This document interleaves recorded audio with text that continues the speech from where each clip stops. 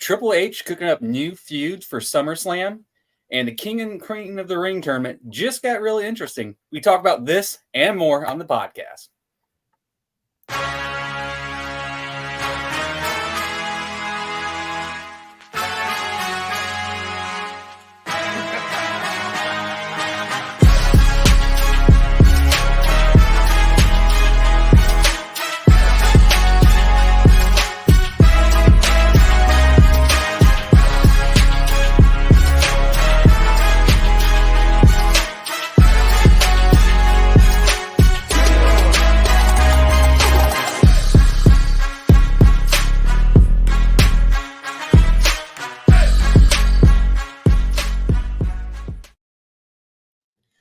Hello, viewers. This is the We Book It podcast. You've got me today hosting Fritos. We've got Coach, and we've got always the lovely, lovely Big Daddy. See?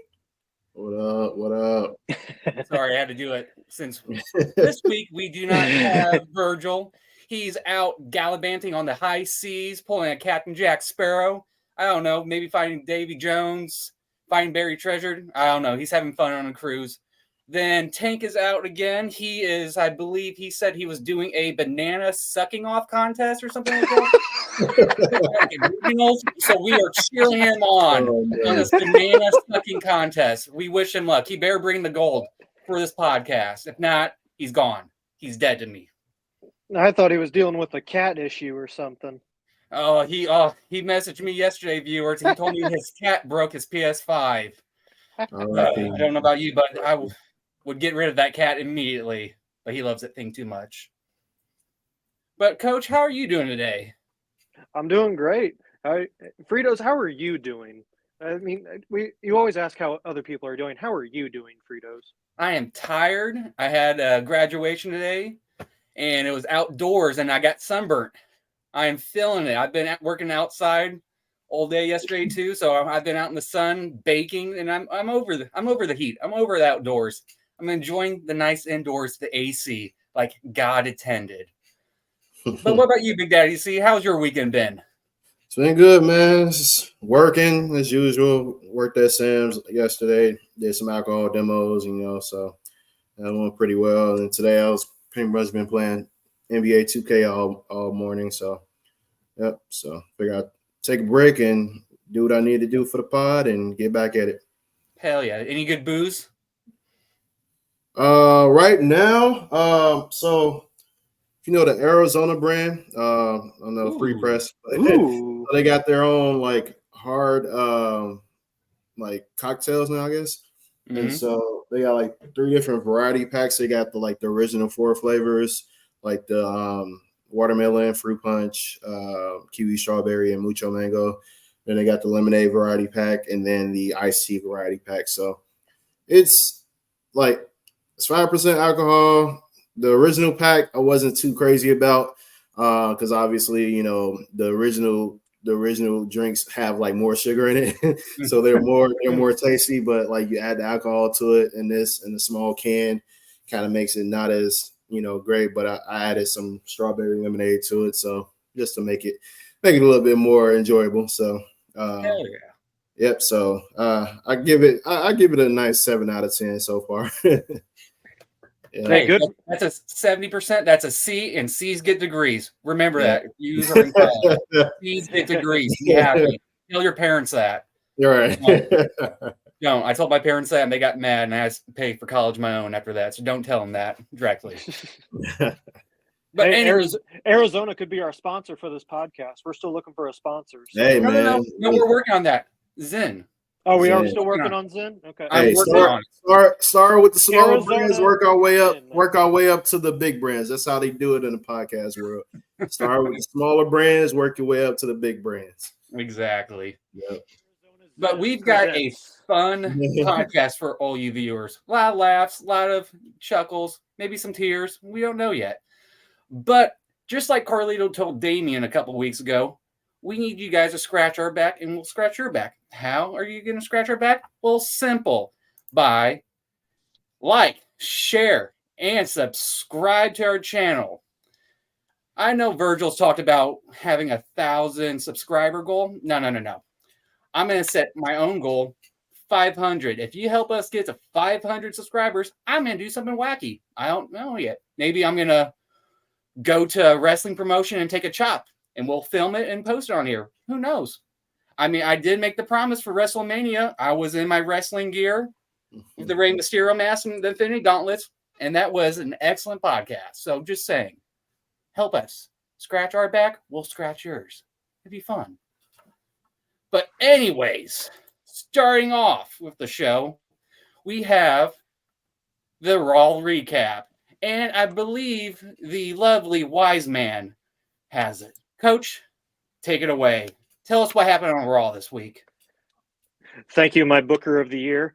And the Bookers now, since it is King of the Ring season. My king of the Bookers. So this week started out with a tremendous continuous shot that they've been doing ever since the new production crew has taken over for WWE, with Drew McIntyre coming out in a head of steam to open up the show. Kicks it off with a promo, talks about how he's still mad at CM Punk, kind of their feud going. But then he goes to talking about the World Heavyweight Championship.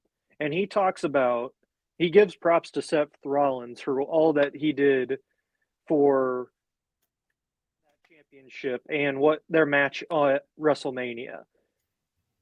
And as he's saying that, he talks about how he won it, and then Damian Priest comes in and ruins his moment.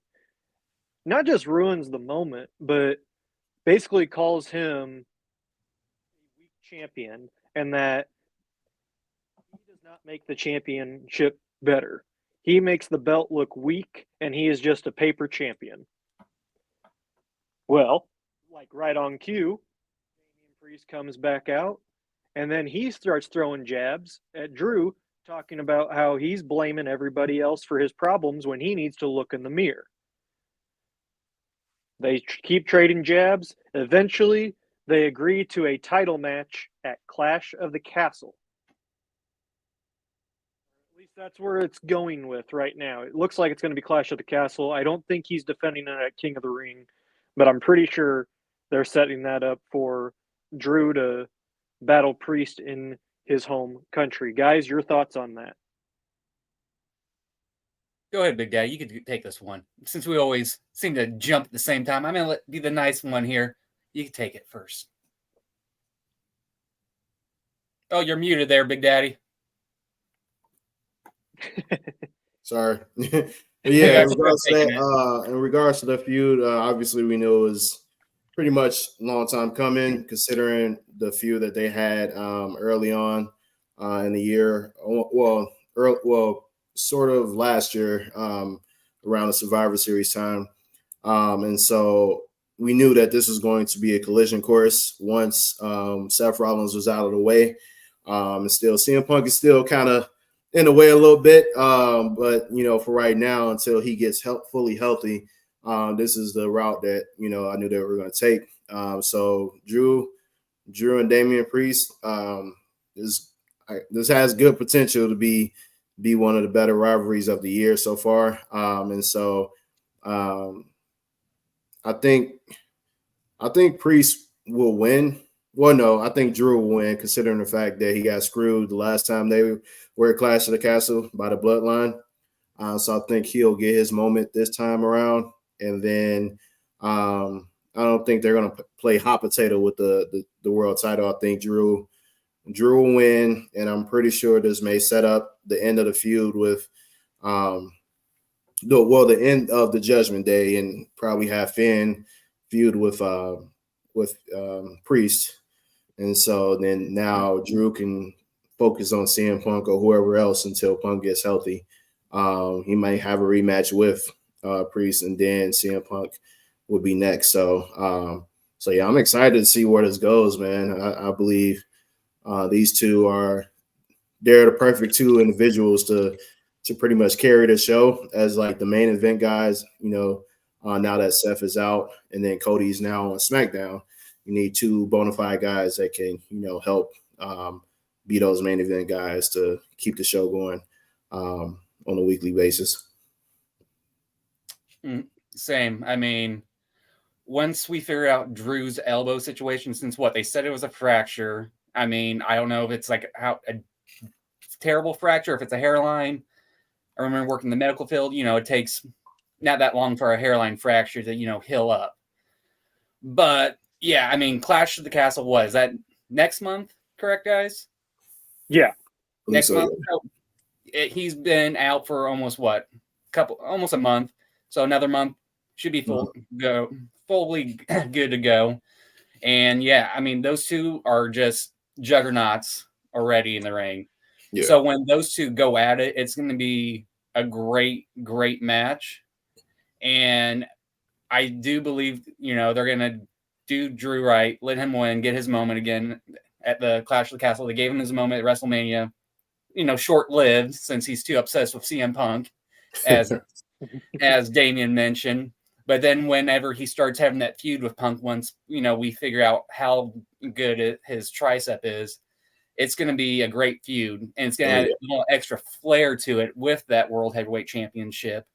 And it's going to be getting more interesting, after that, you got SummerSlam coming up following. So it's going to be really interesting what they're going to do with that feud. And you mentioned the Judgment Day breakup. I know later on the show we're going to talk about it, but they mentioned Dom asked him if he was all right with Mommy. So they're already planting the seeds a bit for Judgment Day to break up and do their own things. But like I said, but like I said, I'm interested in the custody battle 2.0 of Dom. That's all I want to see. Yeah, and one thing about Priest's promo, it almost gave off a face promo instead of a heel promo. So I'm wondering if they are going to turn him face and have Judgment Day stay heel whenever they do break up. I'm curious to see the route they go with that, but that, to me, it looked like Priest was getting ready to turn face for this feud against Drew. And just a side note, the funny thing about the whole Judgment Day thing, it started with Edge, and then he brought in Priest first, then Rhea, and then eventually Finn came in and they turned on Edge.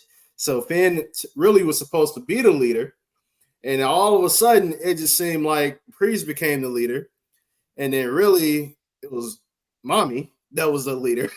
And now Priest is again the leader, and it's just almost like, all right, they're probably going to turn on him, or he turns on them, vice versa. And now Finn's probably like going to be the man or whatever else. So I want Finn to be back singles. I want him to be back singles guy again, because he deserves to be a singles guy and back, back in one of those, like in the main event picture. I want to see him back, because I feel like he never really got a legitimate run with the world title. After losing it, or after having to surrender it due to injury. So I think he's definitely due for a run down the road. So, but yeah, go ahead. Fritos, any other thoughts? No, I got none. But yeah, I mean, Finn does deserve it after the injury, and he kind of, got screwed over going on with all the other stuff. So I feel like when they break up, he will be up there for the World Heavyweight Championship, at least a contender.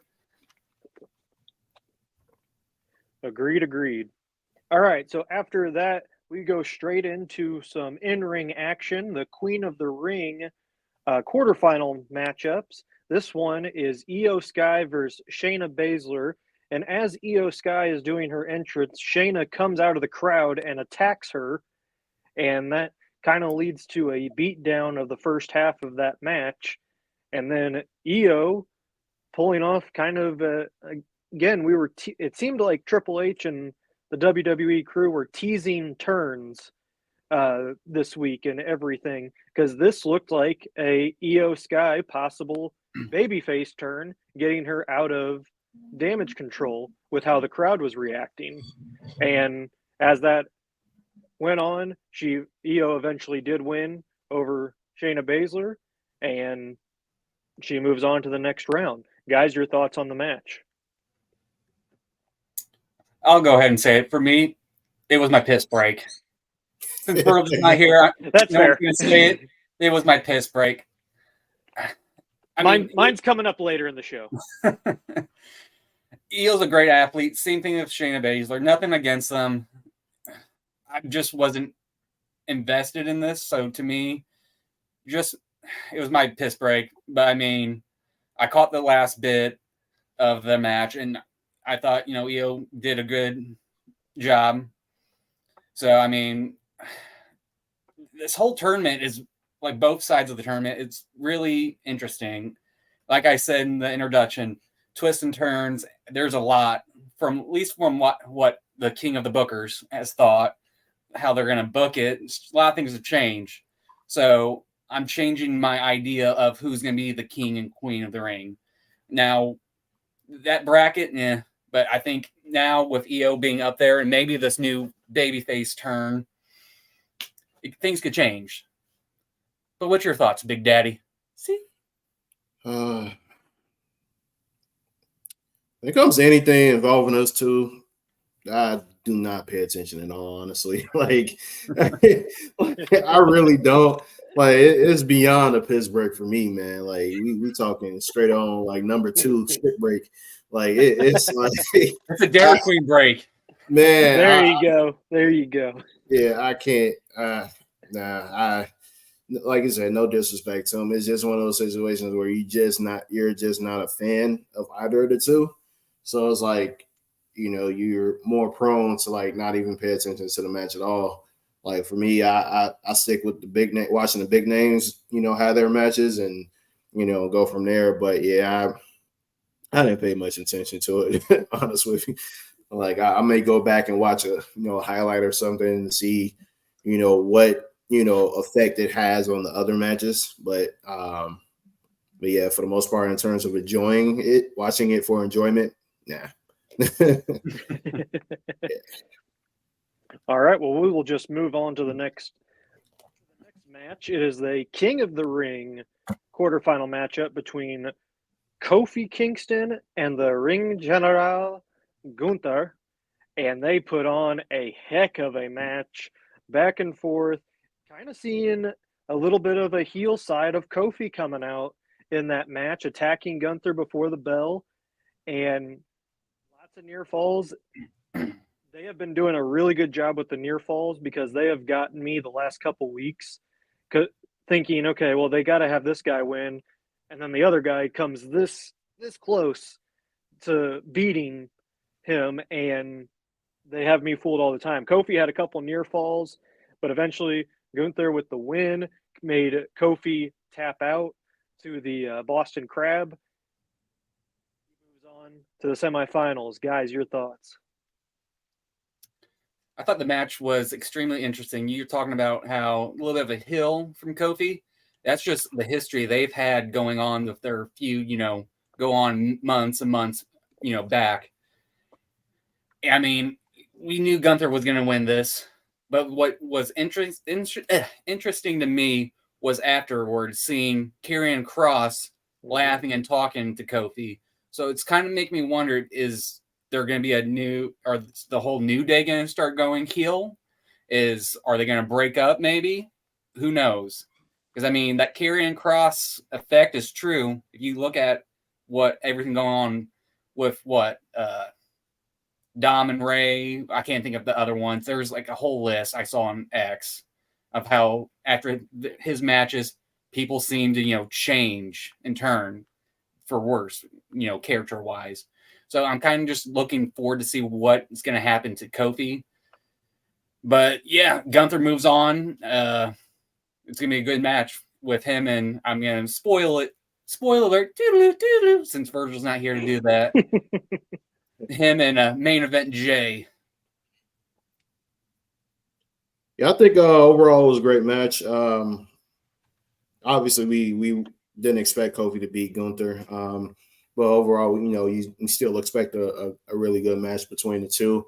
we got two great veterans. One, been with the company a long time, and Kofi well over a decade. And then you got Gunther, one of the newer guys, but still has been around for a good period of time. And seeing them at a different point in their careers.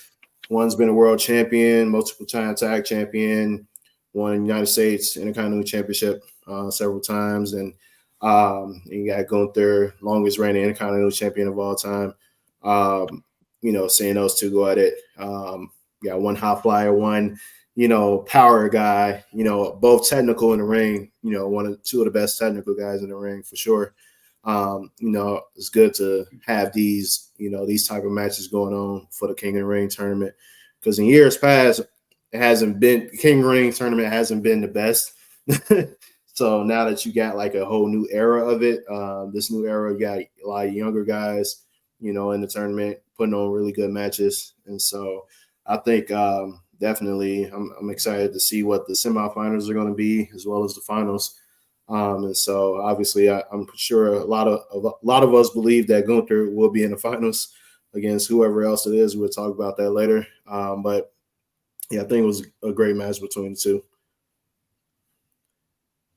So after that, they go to the backstage, and we have a couple backstage segments. The first one being Chad Gable trying to motivate his Alpha Academy as he right motivate gaslight. Jesus Christ. Yeah. I mean, come on, he is doing some great work as a heel. I love it. Mm-hmm. So he goes through goes through each one of them individually. He tells Tozawa and Otis that they both have matches tonight to redeem themselves, but that they better take it seriously. And then he goes to Maxine, who lost her Queen of the Ring matchup, and pretty much calls her the Taylor Swift of wrestling, and leaves it as that. Ivy Nile comes in to defend Maxine, where Gable goes, you might actually have potential, and then walks away, setting the seed for maybe the Creed brothers and Ivy Nile joining Chad Gable. Who knows? That's kind of how I saw that as that. So, guys, real quick, your thoughts on that backstage segment? You could go see. Yeah. Because in terms of Ivy now, wasn't she with the Creed brothers with the diamond? Was it the Diamond Mine or something like that with Roderick Strong?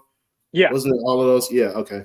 So yeah, that would be interesting to see them see those three reunite with Chad for a new stable. That would be nice. So it's like they're planting the seeds for this new stable, and I can't wait to see what's going to happen with it. Seems like we got that stable coming up, and as well as whatever is going to come of the Wyatt Six when the time comes. They've been dropping seeds for that one as well. But yeah, I think with Chad is very interesting. They're not trying to rush it, which is good. You want a nice, good, respectable, slow build into the stable. A lot of people be trying to. In the past, they would like put these stables together so quick instead of like really like having the slow development of it, and then if you put it together too quick, it's not going to last as long. And so I feel like with this, I think with Chad, there's definitely going to be something that's going to be good. Because, I mean, he's outgrown, in my opinion, Tozawa and Otis and Maxine. So I think it's time to move on and really propel him to bigger stardom than what he's at now. So.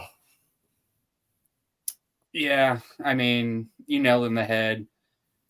Kurt Gable has really, stepped up with this whole character going on. It just sucks because, like I said, I took a break from wrestling, and one of the main reasons I got back into wrestling was because the main man himself. Let me get him. Otis, the Money in the Bank. He should have won, by the way. He should have been champion during COVID years, but that's a discussion for a different day. Yeah. But it was real to me. It was really interesting with the whole Ivy and Gable because I don't know if she fits well with the whole heel going on. The brothers, they'll be fine. I feel like going heel. It'll be really cool, interesting. But I feel like Ivy's character, I think she does well as a face right now going on. I'd keep her as a face, so maybe back so just off. leave her out of it together. Yeah, I think maybe that's what they're going to do, and maybe have her and Maxine. I mean, they already do tag team work together, but maybe do officially a tag team. I mean, that's more experience for Maxine to help improve her skills in the ring. She's already pretty good, on mic and all that stuff. I feel like, but I think she needs to, it's just going to sharpen her a bit in the ring if you have her tag team with Ivy for a bit. Kind of just exactly what they're doing with Jade and Bianca. Jade's already good in the ring, but with Bianca, it's just iron sharpening iron. That's all it is. So I think if you do it with that, it'd be perfect. But yeah, I'm really interested in this, not feud. God, if I could talk today, Jesus Christ, that sun really baked my brain today. That damn sun.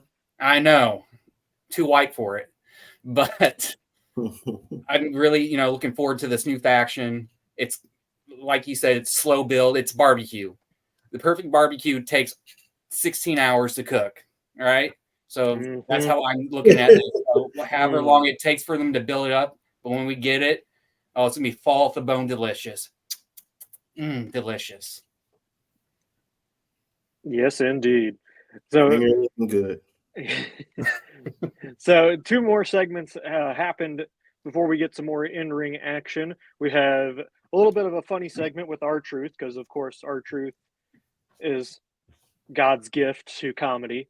He is amazing. National treasure. He is a national treasure. So talking about how there's going to be a number 1 contenders match that's later on in the show for who they're going to face at King and Queen of the Ring in Saudi Arabia. So, and we'll get to that later. Basically, there's some sexual innuendos that happen, and R-Truth goes, "That's not PG," making that jab at the PG era, which I thought was really, really funny. And then after that, then we get Lyra Valkyria doing an interview when she is interrupted by Liv Morgan, and Liv starts out courteous and everything, welcoming her to Raw, then starts asking about Becky, and then calling Becky a bitch, and all of a sudden there's Becky Lynch right behind her. And guys, I'm going to take the fall for this one, because I put it in our group chat. I thought it was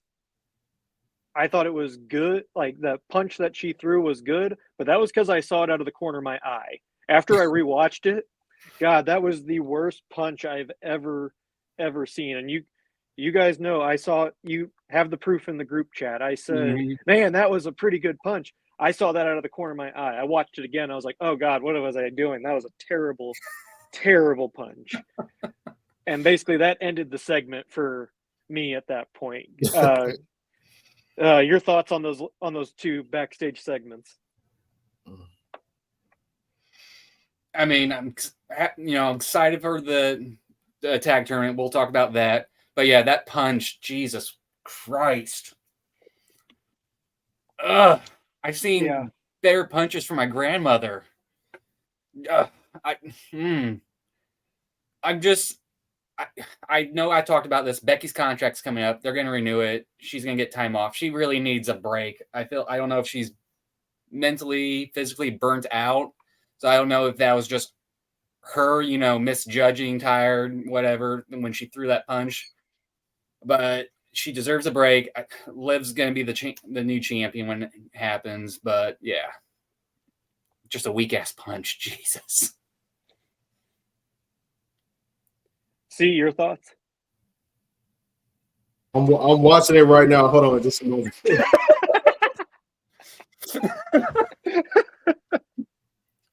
So this is going to be a live reaction. Oh, even better. Oh, it's going to be good.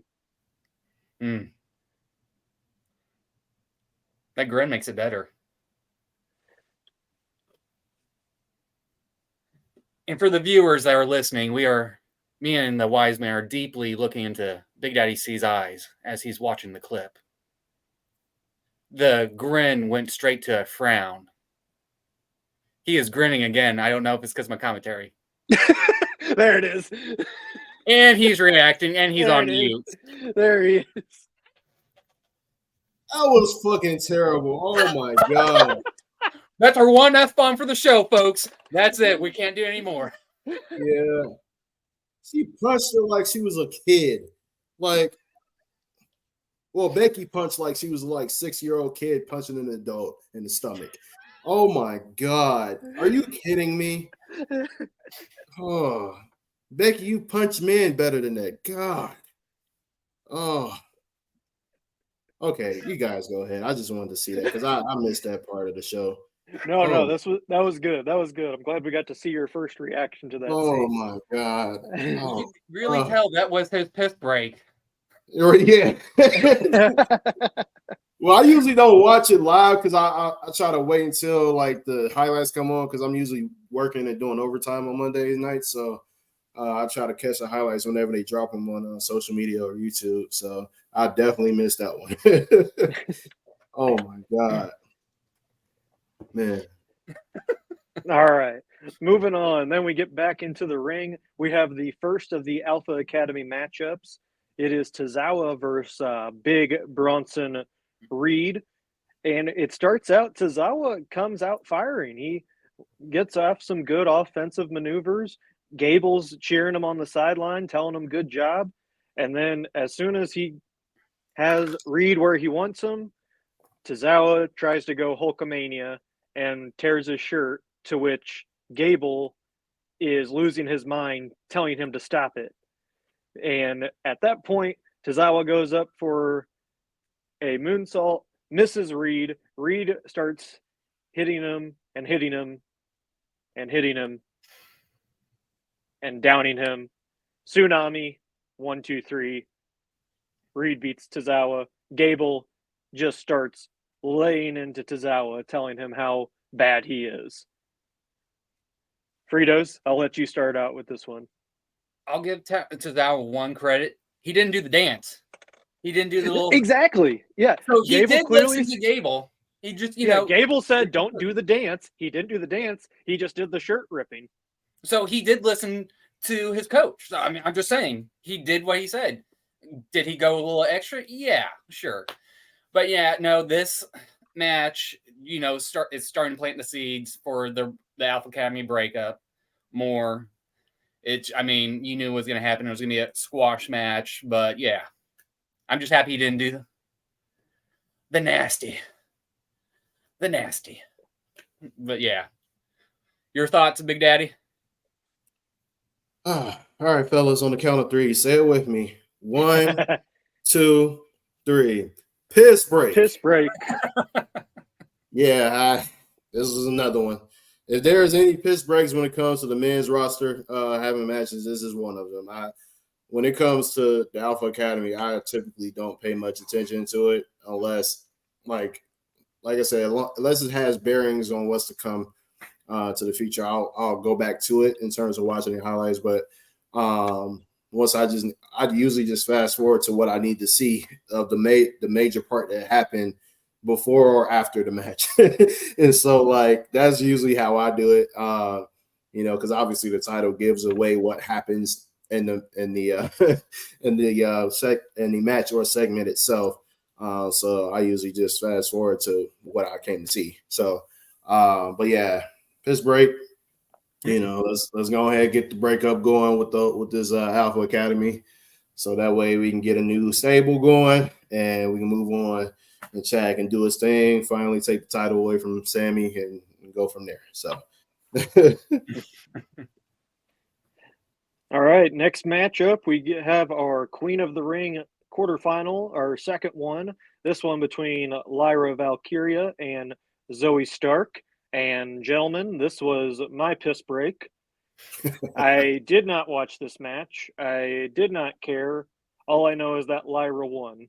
So to me, that shows how much confidence management has in her ability, having her go over Zoe Stark. mm-hmm. Guys, your thoughts, or was this your guys' piss break too? Did you have 2 piss breaks in a row? No, I actually went back and watched that one because I actually like Lyra as a competitor. Zoe Stark too. I actually went back and watched that the highlights to that one. And obviously Lyra being former NXT Women's Champion, I'm going to tune in and see how well she does because when you got former champions that get called up, and they held the title for a good amount of time on NXT and had a good run. You can't help but tune in and see how they do on the main roster. And Lyra is one of those individuals that I want to look and see. And then Zoe Stark was pretty popular on NXT as well. So I have nothing against those two. If I'm interested, I'm going to go back and watch and see what happened in the match. So, so those two, I'm glad they still getting some shine on the main roster, respectively. So can't wait to see what happens in their individual paths as they go forward from here. So yeah, the first half it was my unintentional piss break. I drink a gallon of water every day, so at that point it was hitting me. So I do apologize, but no, I thought it was a solid match. I mean, they're both extremely good athletes. The only ick I would say I had was the very end.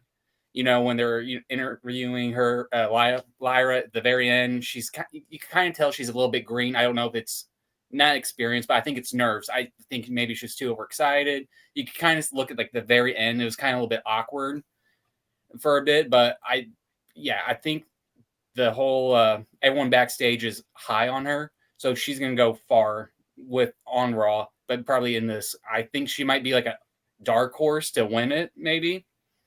Because I mean, when we do the Smackdown, side, it's kind of for me too on that side for the Queen of the Ring. So I feel like she could be like a dark horse. It'd be if she wins it. It'd be a kind of almost perfect for her to set up for her future with Raw brand being called up.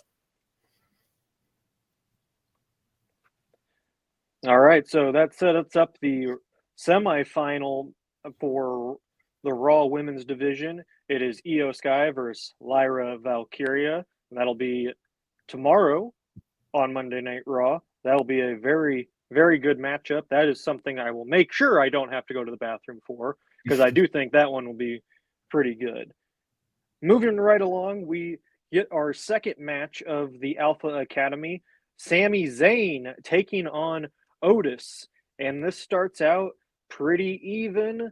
Sami, however, can't find his footing against Otis because of his size, and then eventually Otis starts taking over. Again, Gable's at ringside, and he's coaching Otis, telling him he's doing a great job. Otis has Zayn right where he wants him, and all of a sudden he feels it. And Gable can sense it too, and he gets up on the ring and says, "Don't you do it. Don't you do it. We talked about this."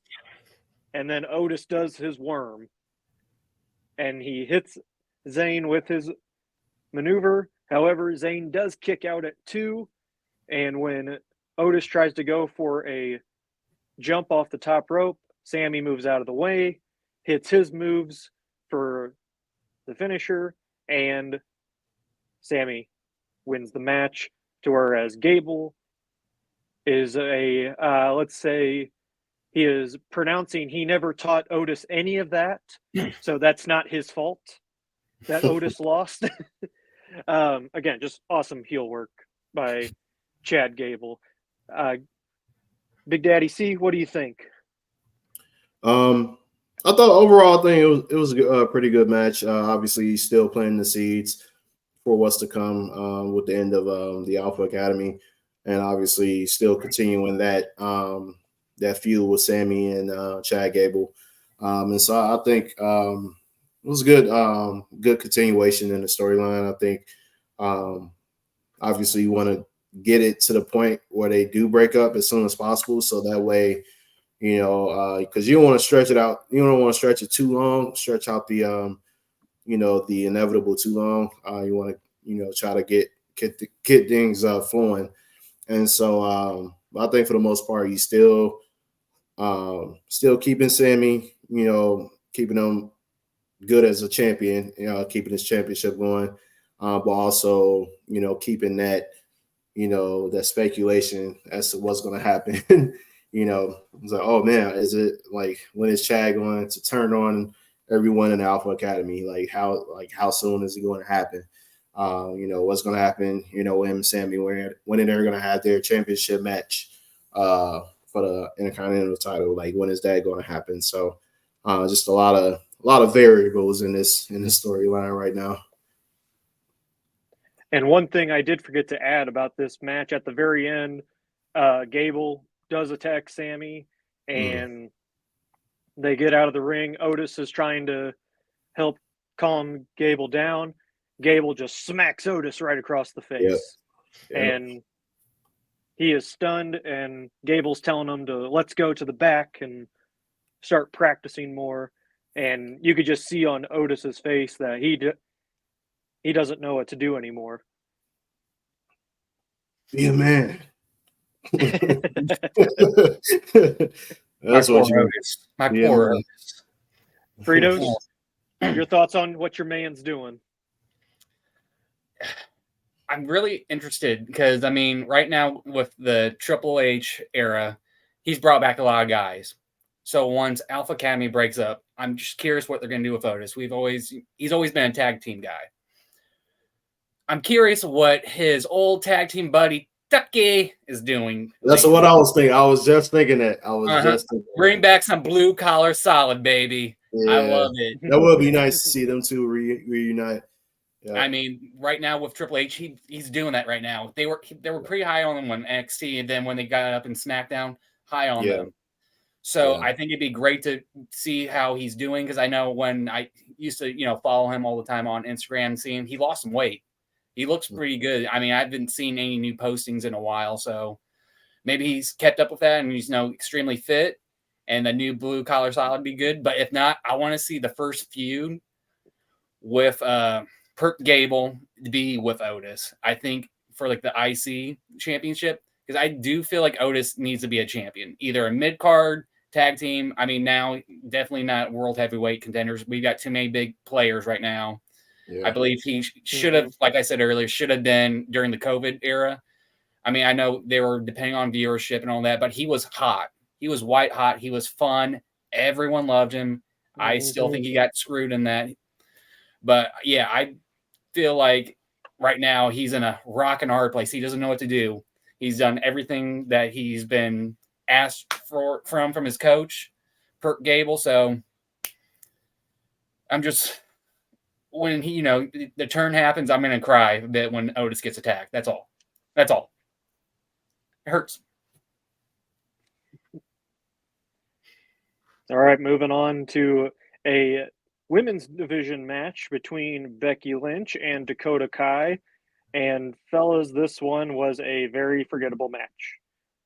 Piss break? No, I actually watched this one. But well, that's Twitter match. But yeah, it just, it was a typical Becky Lynch match. Then, yeah, the heel gets the upper hand for a little bit. Becky gets on a comeback. She ends up getting the upper hand. What made this memorable was Liv Morgan coming out of the crowd and attacking Becky from behind for payback for the punch. Punch. That was really it with that segment. Do you guys have anything on that, or do you just want to move right along? I'm good to move on. All right. That's kind of what I thought too. All right. Now we get into what was teased earlier in the night, the number one contenders match for the tag team titles. And with that, we have the New Catch Republic, we have the Creed Brothers, we have AOP, and the Judgment Day. And it starts out as every four-way tag team match does, chaos. Eventually it settles down, and AOP looked really, really good during this match.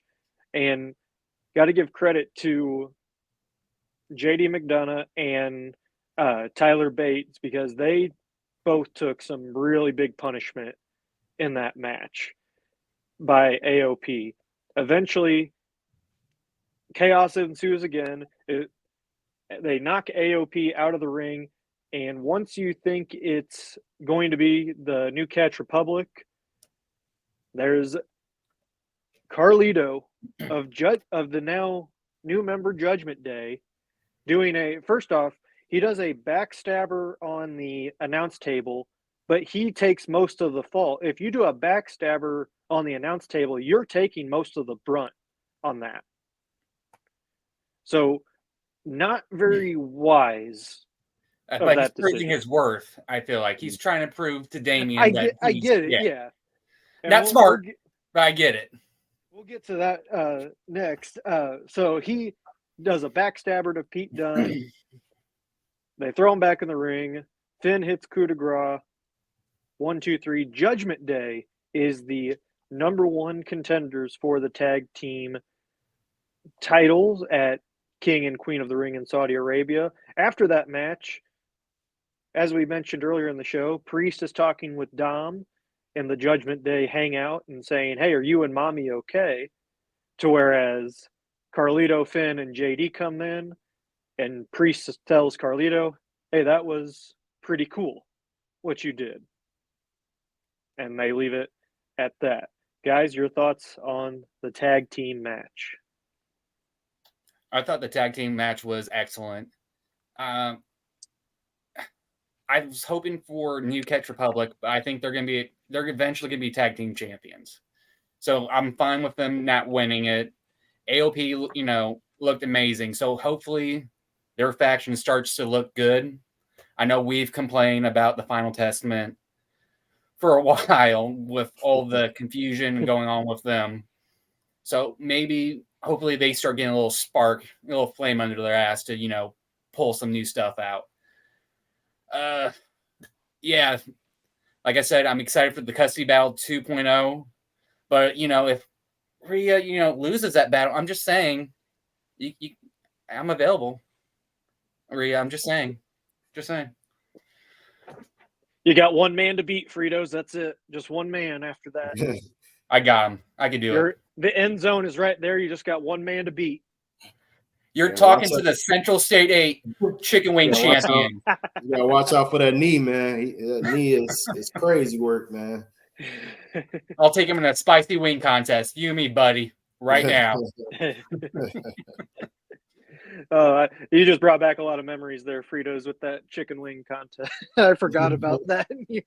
For the viewers, me and Coach went to high school and grade school together, and senior year, I got entered in a football chicken wing contest, and I won.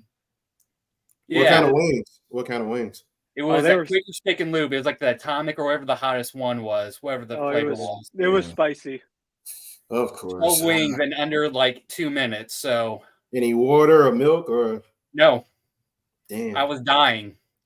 I went home and I literally chugged half a gallon of milk, still breathing fire, half a pint of ice cream, and then I puked it up. So yeah, I suffered for my football team. I may have warmed the bench, but guess what? I put my team on my back in that chicken wing contest. Hey, you and me were all state special teams that year. You and me, all state special teams. You on the line, me at tight end for the field goal unit. Oh. We knew what was going on. Except when Dalton Keene made you jump off sides twice against the playoffs. He was barking at you. He was barking at you. He barked at me, all right? It's just like SpongeBob said. He growled at me. Oh, man. But what's your thoughts, Big Daddy, on this match? And the segment, too? I think for the most part, I kind of assumed Judgment Day was going to get their shots because they never really got a I don't think they never did get their rematch, far as I remember. For the titles. I'm going to count this as the new Judgment Day since Priest was part of that tag team. Yeah. So it's just Finn Balor, or are they doing it like the New Day, where it's just going to be anybody that tags up, or because New Day they intertwined whoever they wanted to tag to be tag team champions. So I don't know if they're going to do that with the Judgment Day or not, because I know it was originally Finn and Priest, and then Dom and JD would have a match for the tag titles, but I wasn't sure on how they had that happen. Like, are all of them considered tag team champions or what? But yeah, I think for this, yeah, it's good to see that they get another shot to get their titles back, or some form of a tag team championship back now that they split the titles up. So I'm good to see that. I think in terms of the Creed brothers, I feel like it's not time yet. I feel like once they actually get with Chad, then I think they'll get a shot down the road. But I think in terms of right now, Tyler Bray and Pete Dunne, and then I think Authors of Pain. I think those are the two tag teams that that should have a legitimate run outside of the Judgment Day at the tag team titles, because I don't expect Awesome Truth to hold these titles for very long. It was nice to see them win it, considering the fact that they had a nice tag team run back in the day, even though I don't know if they won the tag titles back in the day. What was it, 2011? I don't think they did. I don't think they did. Yeah, so the fact that they were actually able to win it now, like over a decade later, was pretty impressive to see. And so I think whoever they go against next, I feel like they'll drop the titles to them, and then that'll be that. So yeah, I think for the most part, it's good to see that we're getting more of these like multi-tag team number one contender matches. Kind of bring some excitement to the main events on Raw, because I believe this was the main event, right?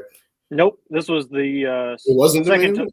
No, it was the second to last. Okay, yeah, okay, so yeah, I mean, just like towards the end of within the last hour or so, like you need these type of matches to keep people invested, and attentive towards the show. And so I believe this is something good to have. Putting more emphasis on the tag team division now that you split the tag titles up. I think this is pretty big time in regards to that, while also tying in another storyline with Carlito potentially joining the Judgment Day. And so I think overall it was a good match, including the segment too. So. All right, now we go to our main event. It is the last quarterfinal matchup on the Raw men's side for the King of the Ring.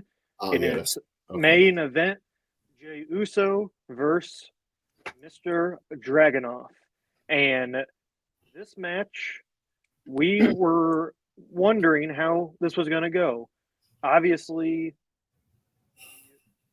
favorite bout would have been Dragunov versus Gunther, and especially after Gunther kind of looked at Dragunov during a backstage segment of kind of that smirk of good luck, I hope to see you just so I can beat you, and kind of planting the seeds there. And they put on a great match, and very surprising, Jey Uso comes out with the victory, setting up the semifinals, a rematch of a old IC title match between Jey Uso and Gunther.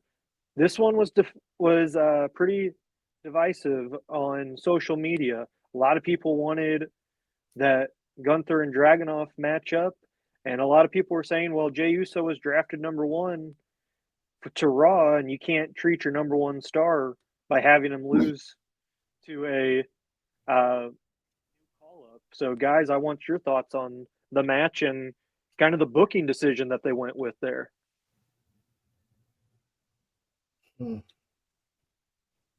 See, go ahead and start us off. I wanted to see it again, man.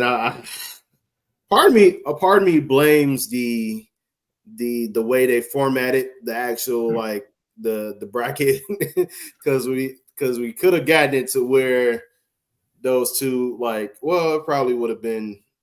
I feel like it could have been to where Jay and Dragunov didn't have to face each other, but it could have been where Gunther and Dragunov, face each other still face each other, but Jay wouldn't have to suffer. Like, you know, I wish he wouldn't have had to go against Dragunov. I feel like he should have just went against Gunther and then took an L, and then we could have got the match because it would have been more believable. Because I'm like, what does Jay gain by? Because he's not going to beat Gunther. We know it's not going to happen. And so, like, I just feel like he killed a little bit of momentum with Dragunov, man. I'm like, give the fans what they want. Give us that matchup, that rematch, man, between those two. But then again, like, that match would have been on Raw, I assume. So, like, it's like, you know, that match needs to be at a pay-per-view. So I get it. I get why they don't want to see them two yet or go against each other again just yet. I think they want to save that. We probably want to see that Clash of the Castle. So I'm hoping we get that. I'm hoping we get that. But I think for the most part, you know, it was a good match. You know, we'll see what happens with Jay and Gunther, believe next week. And so, but yeah, I think it's not the end. We're gonna get Dragunov and Gunther at some point in time. It's just not. And we gotta wait a little bit longer, but we'll see what happens next week.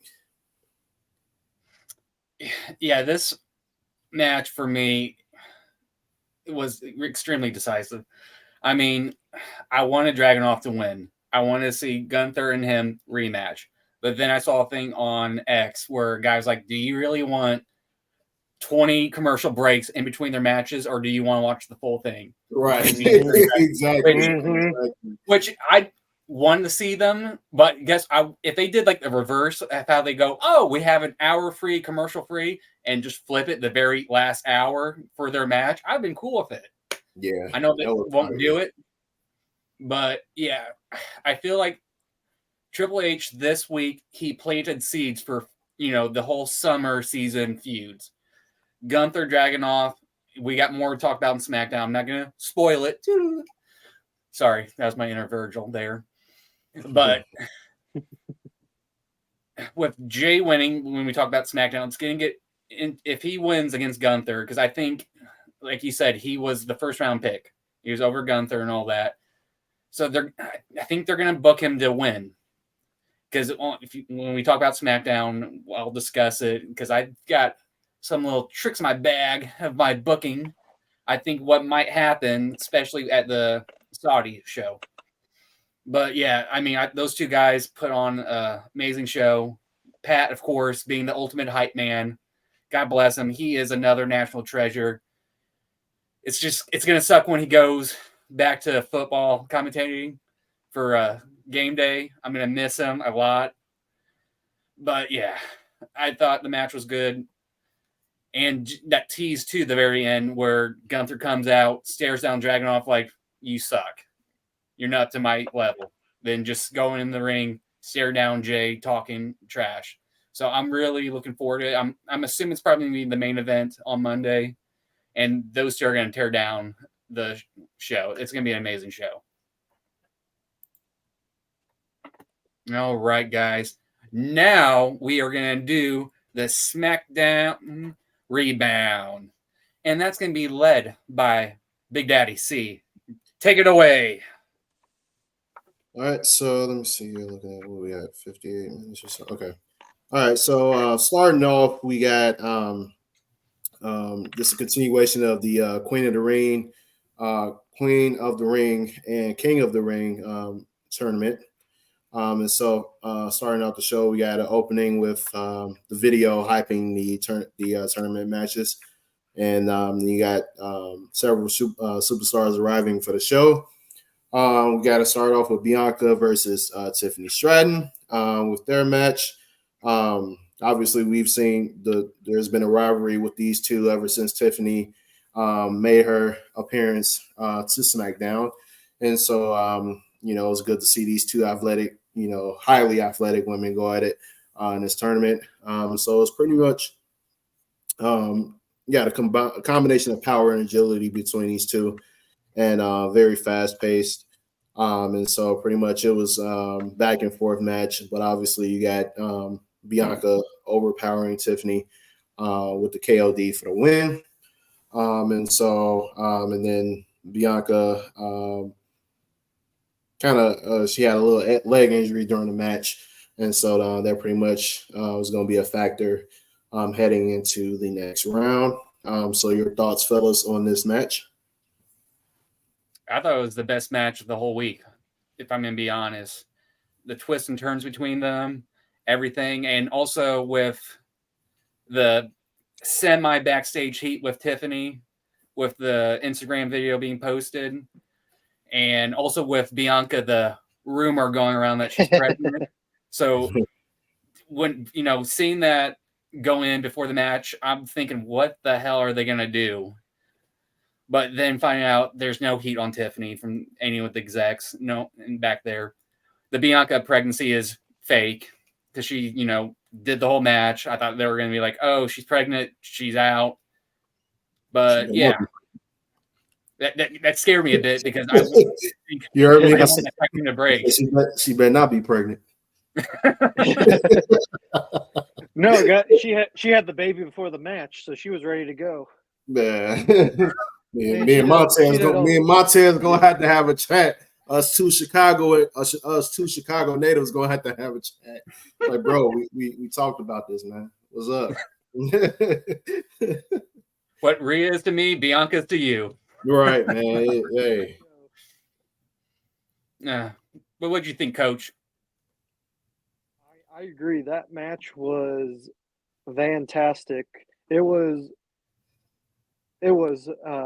pay-per-view worthy match that we got on the opening round of Smackdown, and I'm just excited to see when these two face off again, how much when they're given more time to work still, like they can kind of stretch out a little bit longer. I think it's just going to be even better. And yeah, it did surprise me though, because and this later on in the show, it kind of became much clearer for me. But I really thought they were going to let Tiffany win because you want to avoid that Jade and Bianca matchup. But with Bianca winning, that made me confused of like, okay, I guess they're going to do this. But then that was resolved later on in the show, and I won't spoil that for Big Daddy C. I'll let him continue on. All right. So next we got let's see here. Next we got King of the Ring match. I believe this is the quarterfinals. Yeah, quarterfinals match. LA Knight versus Tama Tonga. And so we got let's see here.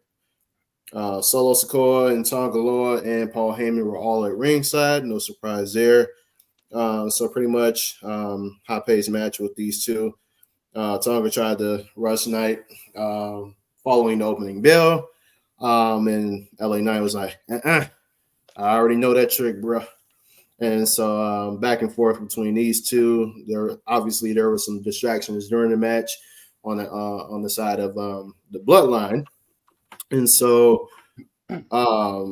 basically during this match, the distractions caught up to LA Knight, and Tonga ends up defeating LA Knight. Your thoughts on this match, fellas? A lot of this for me was before when we saw Logan Paul.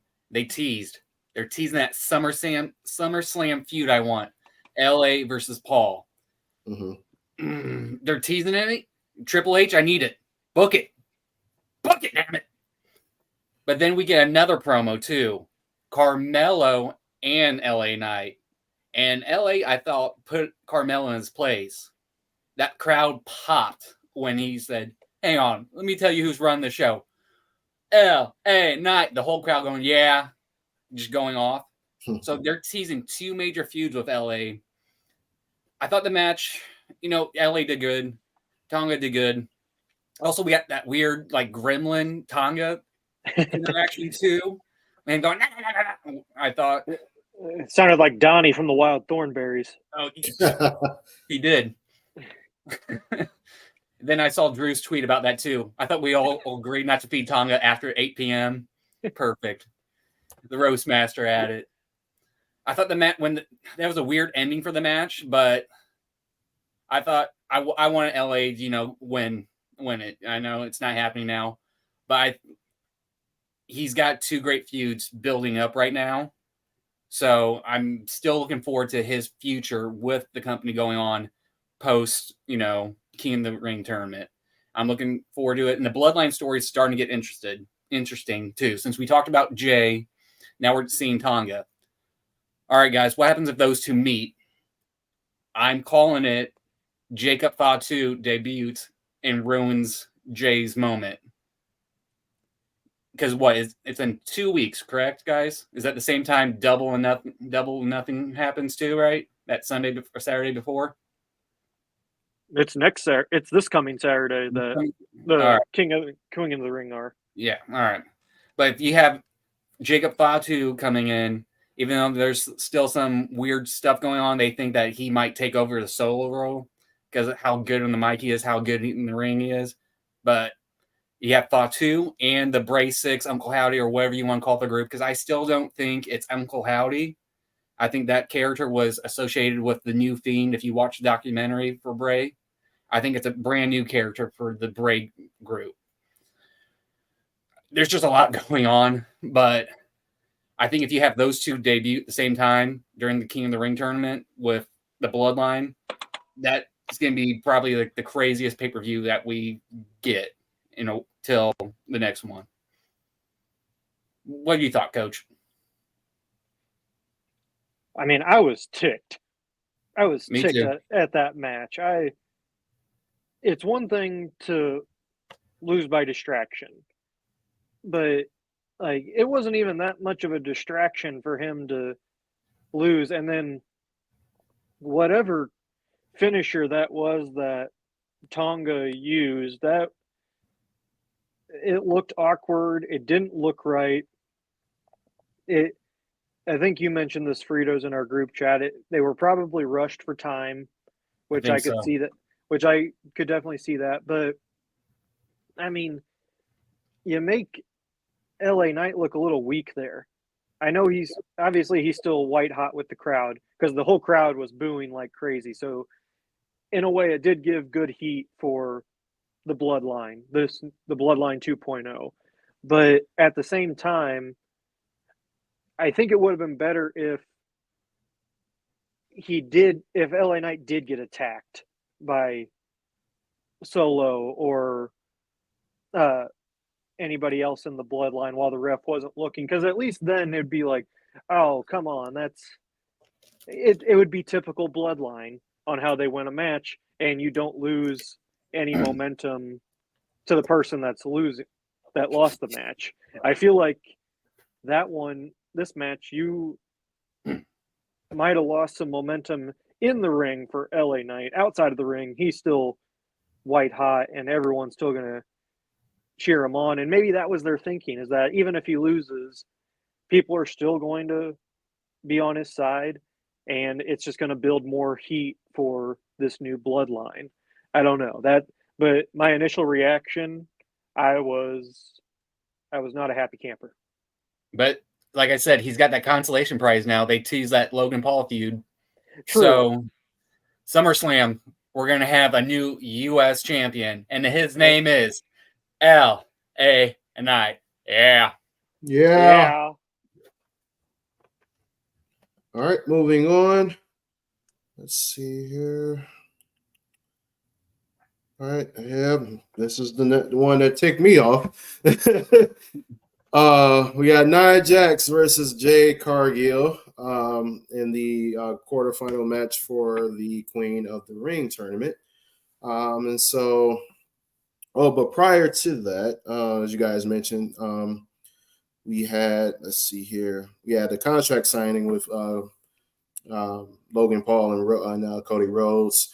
Logan Paul ripped up the contract because he said the title will be on the line. Said his title in the U.S. title will be on the line. They end up signing a new contract just for the Universal Championship. before Cody Rhodes put one of Chris Paul's friends through a table via powerbomb. And then after that, Nia Jax gave an interview backstage before heading to the ring for the quarterfinal match against Jade Cargill. During that match, Jade pretty much took control early on. Nia Jax tried to use a chair on her, and then Jade Cargill blocked it, and then pretty much hit her with a chair without realizing what the rules were, and she lost the match via disqualification. And they end up fighting after the match. And I believe during that match, Jade was she had an interaction with her daughter, and Nia Jax pretty much yanked her away, and Nia Jax screaming at the daughter and all that stuff, and then Jade came out and kicked her, and that was before the chair incident. And so yeah, I wasn't really happy with that. I wanted Jade to win. Obviously, I want Jade to win always, except when it comes to Bianca Belair, but we'll talk about that later. So overall, what did you guys think of this match? I was so pissed. I hate Nia Jax. So anytime she wins, I just like, why? Send her ass back down to NXT. That's just do that, please. Well, I thought that yes, it was frustrating, but I think it was the right call because, again, I said this when Bianca won against Tiffany. How are they going to figure this out? Because I thought Jade was a shoe-in to win against Nia. So I'm thinking, okay, well then I guess we are going to do Jade Bianca on a SmackDown show. But that was a great way, again, build heat for Nia Jax, but also keep Jade from getting pinned. And you can say it as a mother protecting her daughter because Nia came after the daughter and Jade went into Mother Bear mode and just went out on the attack. So I don't think that hurts her whatsoever. If anything, I think it actually helps Jade more by saying, "Hey, you can't talk to my daughter like that, so I'm gonna whip your ass, and I don't care. I don't care if I lose a match. I'm going to show you that you don't mess with my family." So in retrospect, I think it was the right call because now we get Nia versus Bianca, and instead of Bianca Jade, we get to save that for a future WrestleMania match instead of just a regular SmackDown. Yeah, I mean, the Queen of the Ring bracket on the SmackDown side was way too strong. I originally thought it was going to be Tiffany Stratton beating Bianca. So since Bianca won, I knew that Jade was going to lose because they are going to, slowly build that feud up once they, take the tag team titles off of them. It made her look strong for not taking the pin, the DQ, and all that, and then made her look good, being a good mom, protecting her daughter, and all that. So it's going to be interesting now with Nia and with Bianca going on in the semifinals.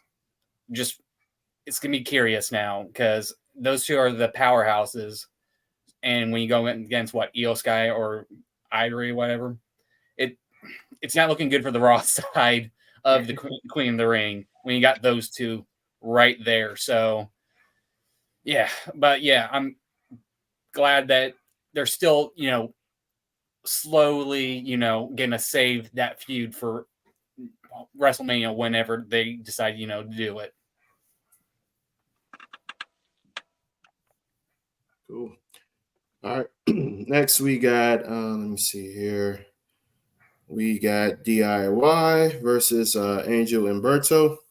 Austin Theory and Grayson Waller sat with the commentary team to watch this match. This was a unannounced match, which I have much of a story to it. But that comes with wrestling. With the champions at ringside, obviously, it's kind of like one of those like matches where you just sit and analyze, like, okay, whoever wins this match could potentially be number one contenders, and so it's pretty much what WWE tends to do in these situations. So DIY was going against Angel Berto. Obviously, you had Santos Escobar and Elektra Lopez ringside, and distractions were inevitable, and they happened. And the ref caught Santos and Elektra pretty much cheating and ejected them. And DIY end up taking control and winning the match. And so it was pretty much one of those filler matches, but it could have some long-term effects in regards to the tag team landscape. And so what did you guys think about this one? I mean, I think because I like Theory and Waller. They're making fun of DIY, calling making fun of mocking them for being like the DX knockoff or honoring them kind of. So I think they're, slowly building that feud. I feel like DIY needs to be champions. I mean, I feel like it would help them be champions. I mean, that last segment they had on Raw before the whole draft where Ciampa was annoyed for losing, I just kind of want to see how it pays off, because I think those two need to split off, because they were great in NXT as solos. So I'm waiting for them to go solo run again. But I mean, is this match, their championship match, is that going to be the Saudi show? Or is it going to be next week? I'm not sure. Are you talking about tag team championship match? Yeah.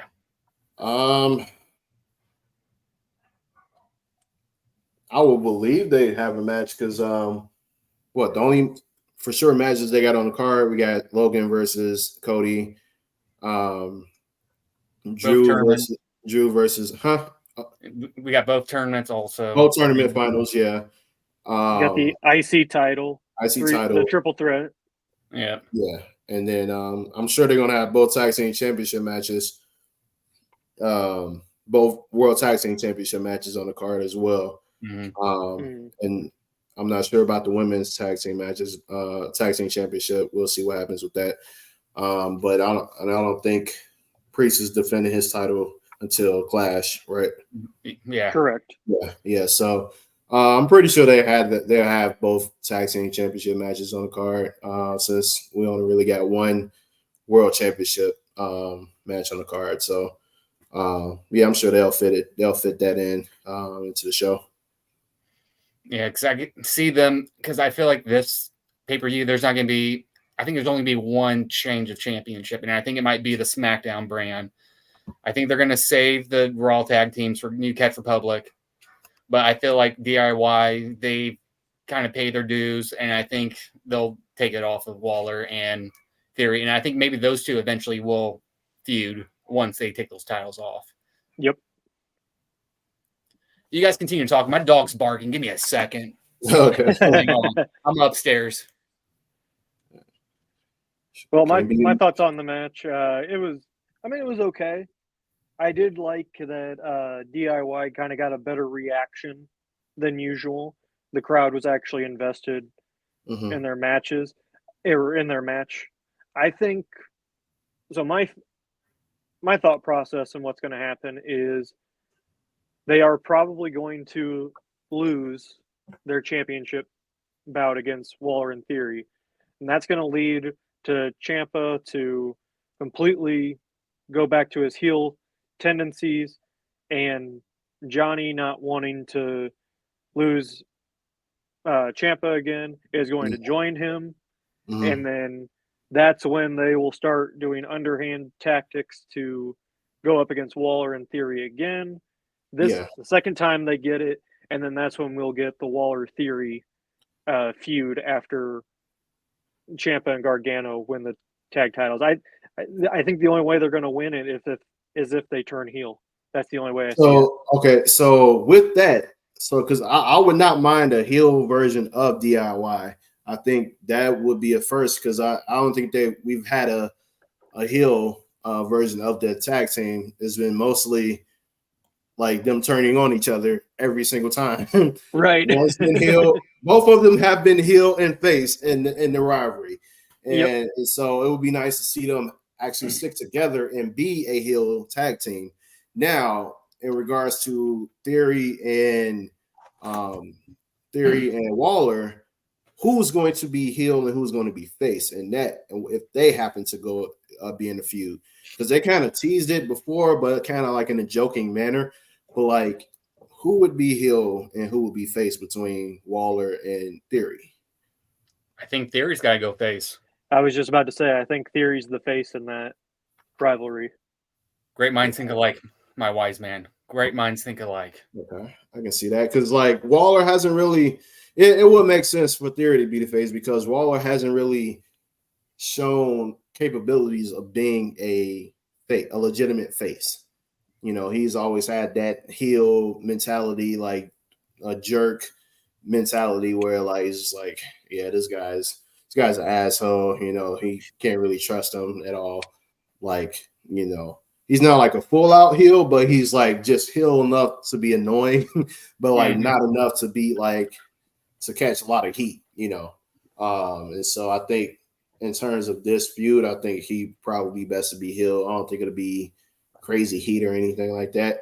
Now, if he adjusts his character and become a little bit more vicious, then we're talking, you know, because you want to see superstars develop and really reinvent themselves and, like, you know, improve week in, week out, you know, as the storyline progresses.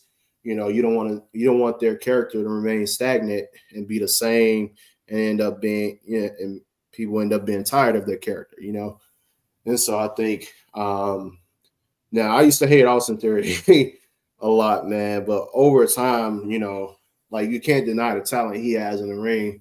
And I think him as a face, obviously, you know, would definitely, you know, I've come around in terms of like accepting him more as a legitimate, you know, talent in the ring. And so I think as a face, you know, it's definitely be beneficial. He'll be over. I'd say that. I think he has the opportunity to be over as a face. You know, so we'll see what happens down the road with that. Any further thoughts on this match, fellas? No. Nope. Okay. All right, moving on. We got let me see here. Okay, we got Randy Orton versus Carmelo Hayes. Very interesting match here. We got the Viper versus him. And see these two finally link up. It was pretty good to see. I'm glad Melo's getting, you know, like some like shine against veterans, like future Hall of Famers, you know. So it's good to see him going against these guys, and he's holding his own. You know, that's what you want to see out of the younger talent, you know, going against the veterans. And so, so basically, with this match, you know, it was another quarterfinal for the King of the Ring tournament. Obviously, we mentioned earlier, Hayes had a couple of segments to hype up the match and potentially setting up a feud with him and LA Knight. And so this was a very interesting match. Obviously, we got a newcomer versus a veteran, future Hall of Famer. And so, obviously, during the match, Orton's going to be Orton. You know, Hayes smacked him in the back of the head. So that's going to prompt the Viper to come out. And so he inserted his dominance, pretty much throwing Carmelo Hayes all over the ring and just beating his ass.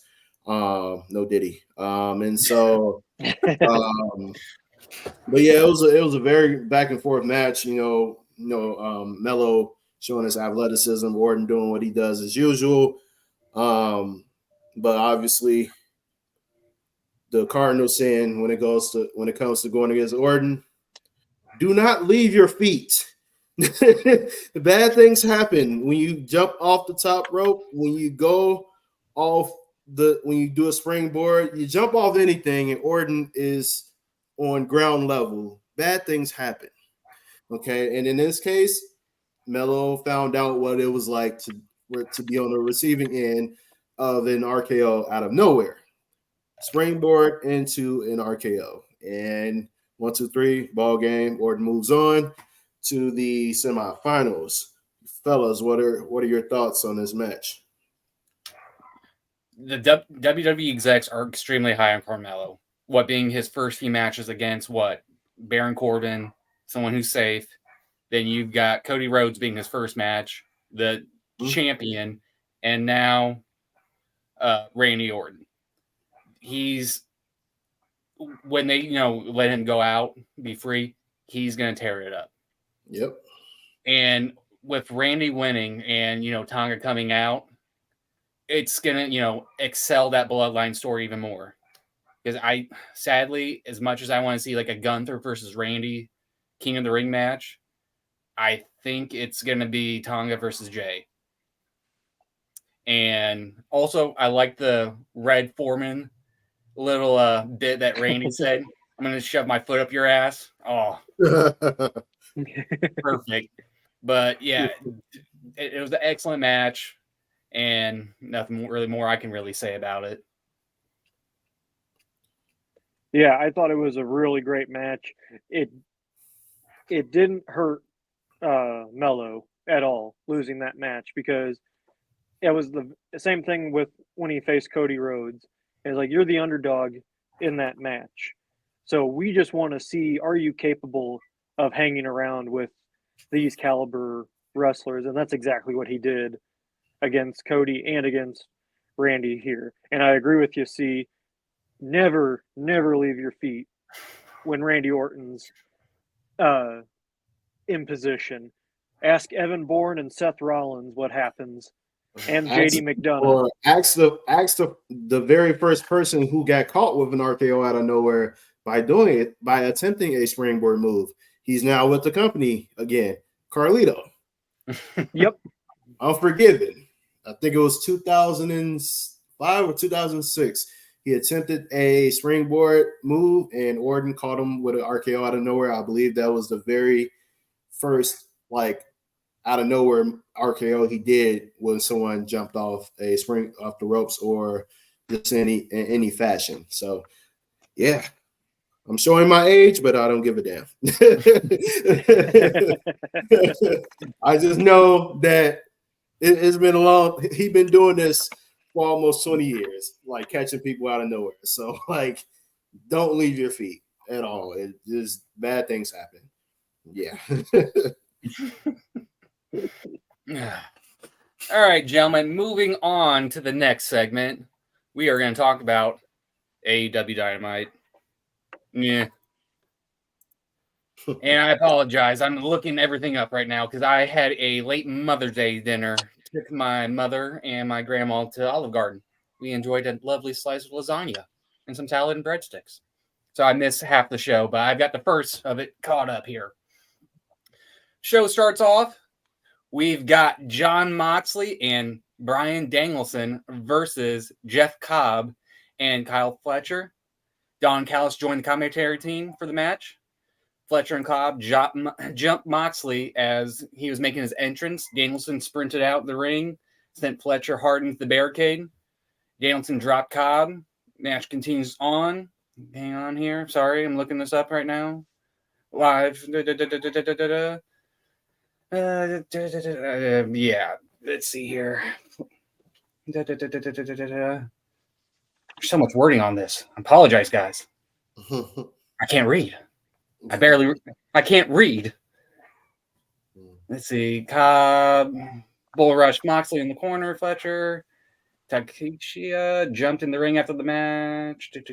Moxley, not Rock Fletcher. Moxley covered.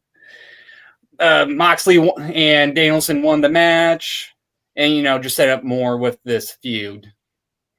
Yeah, sorry for the half-ass here, reading, guys, but there you go. Thoughts? I mean, I've mentioned I missed it. I'm trying to catch up on it right now, but AEW has kind of been a little bit weak on some of their stuff, and I thought maybe some of this, just reading it, a little bit on the weaker side. But your guys' thoughts? Let's see here. So I see that they were in Seattle, which is Danielson's hometown. So they pretty much popped for everything that he did. And so for this one, you know, Moxley and Danielson, obviously you got like a half of whatever's left of what was it? What was the group called again? Moxley's group. Yeah, it was the one. Blackpool Combat Club. Yeah. So basically, those two together, obviously, you know, they're gonna put on the show as best as they can. And so I'm not familiar with the other two guys, but I based on what I'm reading here, it seemed like it was a pretty decent match. And then, like you mentioned, there was a post match attack, but Claudio Castagnoli made the save. I don't like calling him that. He's Cesaro forever to me. But it's exactly like Edge and Adam Copeland. I mean, it's like, come on, like I wish they were able to just keep their old wrestling names. Like, come on, man. This when I was doing like prep before the show, I was watching a interview with Adam Edge, and and he was talking about like it's weird, you know, for how many years being called Edge, and then now I'm going by my legal name. It's odd for me. It's odd for us too as fans. You're not the only one. Yeah. And it's sad because he'll never be able to buy the rights because like the long history of that name, you know, with WWE is kind of hard for him to be able to buy the rights to that, like, you know. And so, but yeah, but I think for this match, I like I said, with AEW, it's kind of hit and miss every week for me. You know, I like catch, you know, some of the highlights for like the big matches. But like for this one, I didn't really pay much attention to it. But yeah, I obviously being a fan of Moxley and Danielson, you know, I try to watch as much as I can with those two. But yeah, I think for the most part, you know, we'll see what happens with those three, with Claudio, Danielson, and Moxley still being a team. And so, yep, those are my thoughts. Any thoughts, my wise man? I mean, it was cool to see the pop for Danielson when he came out because it was, you know, it's in his hometown and everything. But match wise, I mean, it was just okay. I get that it's kind of developing the story after the aftermatch attack, but it just didn't really do a lot for me. It was a very forgettable match. Yeah. All right, now moving on. We have Adam Copeland, formerly known as Edge. See, we could do it that way. Coming out and getting blindsided by the House of Black with Malachi, setting up their feud for Double or Nothing. He gets jumped. The whole House of Black comes out there to drag him out ring. Because I caught the clips of this. They take his wedding ring off. How dare they? All right. Let's see. They just attack him, chairs.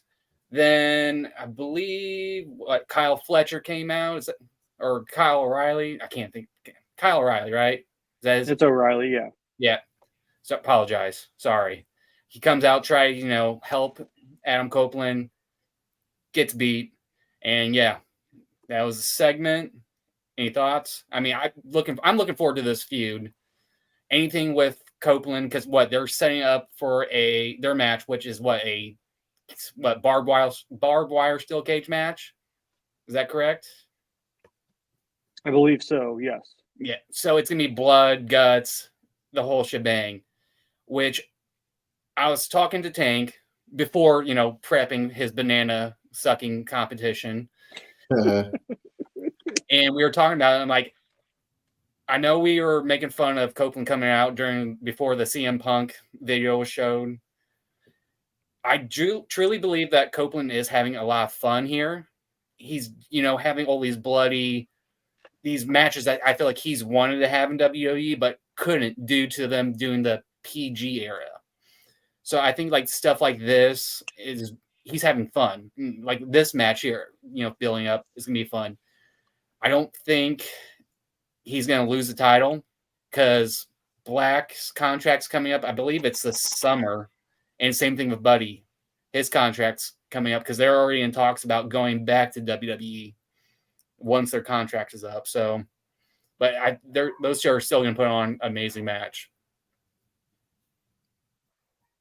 Yeah, this is the one feud I'm very invested in AEW with Copeland and the House of Black, just because, and I agree with you, Fritos, you could tell this was something that Copeland always wanted to do in WWE. I feel like this was something he wanted to do with Judgment Day when they kicked him out. Mm-hmm. I think this is something he wanted to do but got nixed, so it's leading to a very gory match, and I'm always down for those. That is one thing about AEW. They can always satisfy with a gory match like that.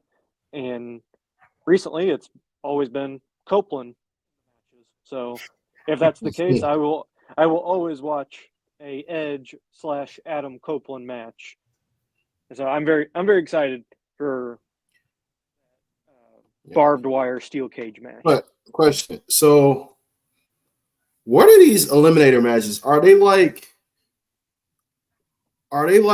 matches where whoever loses, they're pretty much knocked down the ranks of like getting a future title shot? Is that what that is? Because I'm looking on Bleacher Report now, and so it says like AEW World Tag Team Championship eliminator match, but there's not really a tag team championship match, is it? I have zero idea. I don't know. I don't know what they do with. It's like viewers, if you watch this video, if you see this part, like, please comment and let us know what the hell an eliminator match is, so that we know. I'll probably look it up at some point in time tonight, but I've been seeing that recently. Like every championship match, it just says eliminator match, like the championship match and then eliminator. I'm like, because they pretty much got that for the AEW World Championship as well. So I'm like, what does this mean? Like, does it just means that, whoever is going against their champion, they lose, they pretty much get knocked down the ranks. Like, hey, you got to try to work your way back up even more now. Like, so that's what I was thinking of. So, but if you guys don't know this, it's fine. But yeah, continue on, Fritos. Then let's see. It says on the mighty internet, because it's never lied to me at all.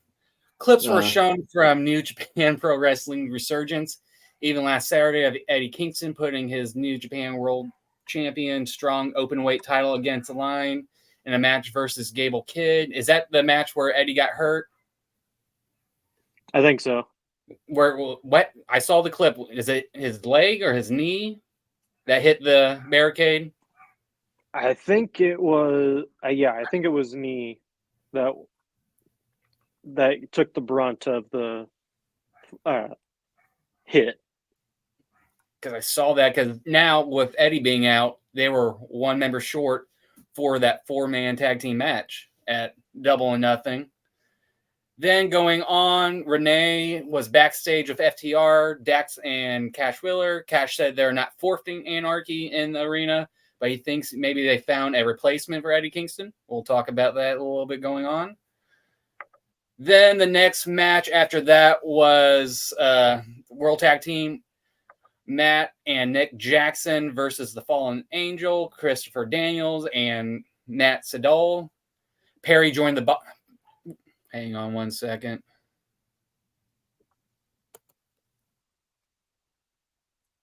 No, okay. See you, Fritos.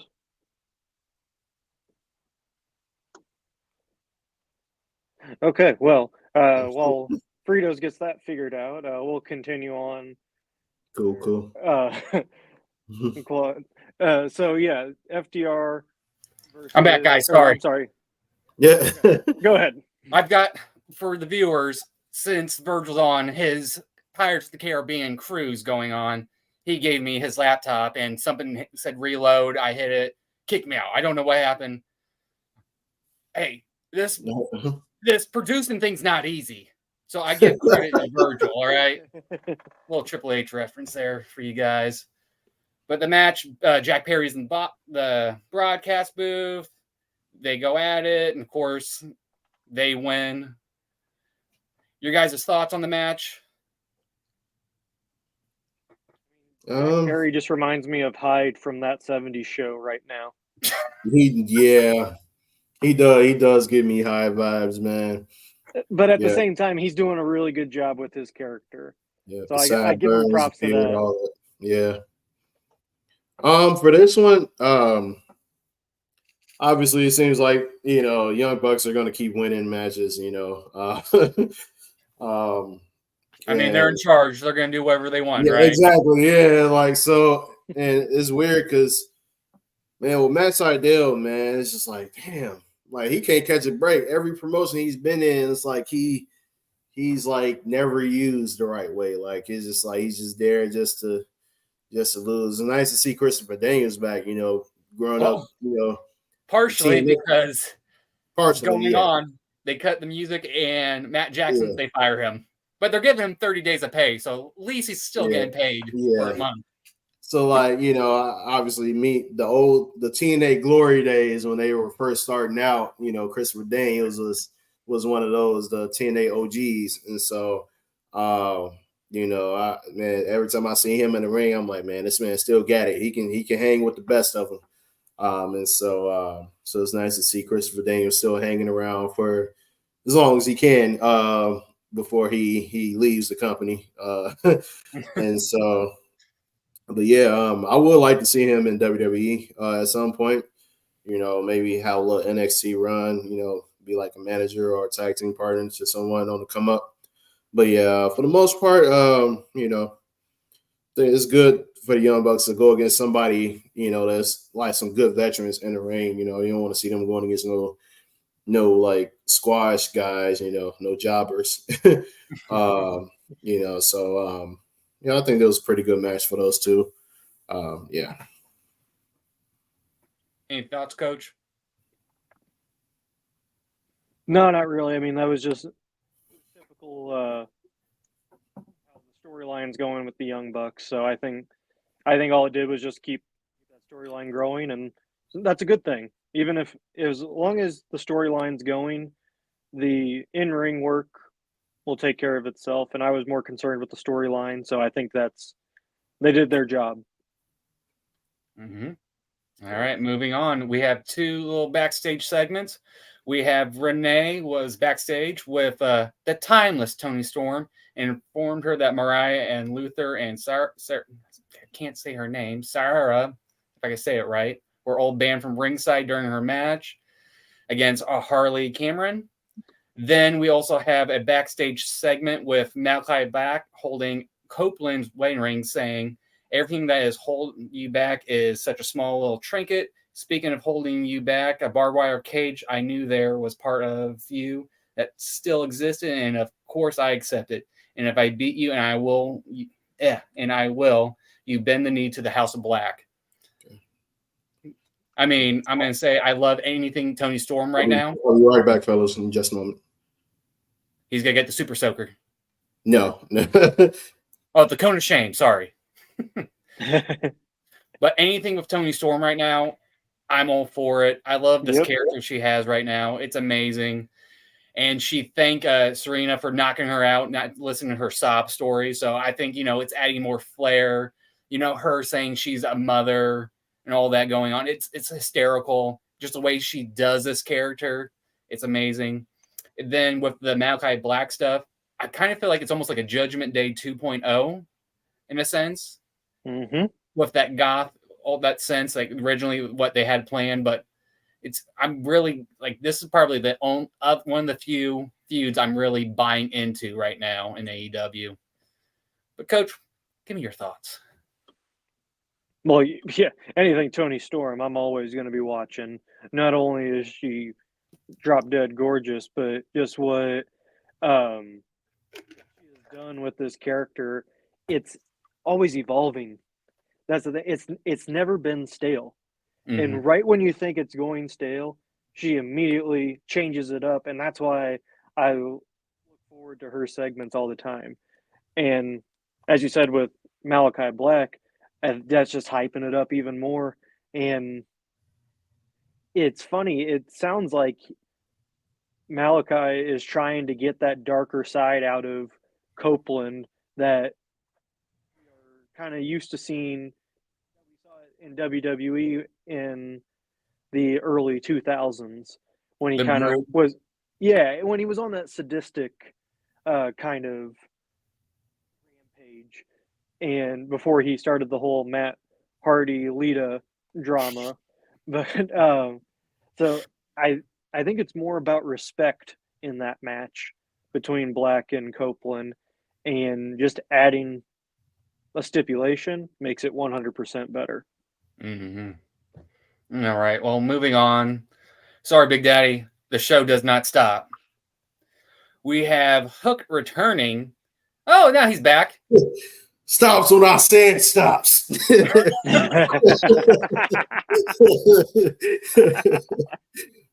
Changes. Oh, okay. Something keeps popping up. I don't know what happens. Virgil never told me that anything would happen. But anyways, we have Hook returning. He had a match against Sebastian Wolf. After the match, he called out. Where is it at?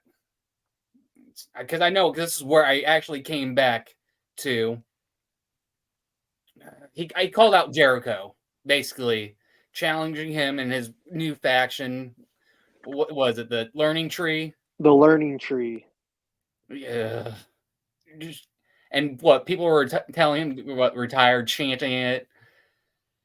I'm as much as I hate Jericho right now, I'm buying into what he's doing right now. It's perfect. I'm just over it at the same time with Jericho. Oh man, we lost Big Daddy. But anyways, I'm kind of just over it with him. I think it's about time for him to retire. Does it help Big Bill? Yeah.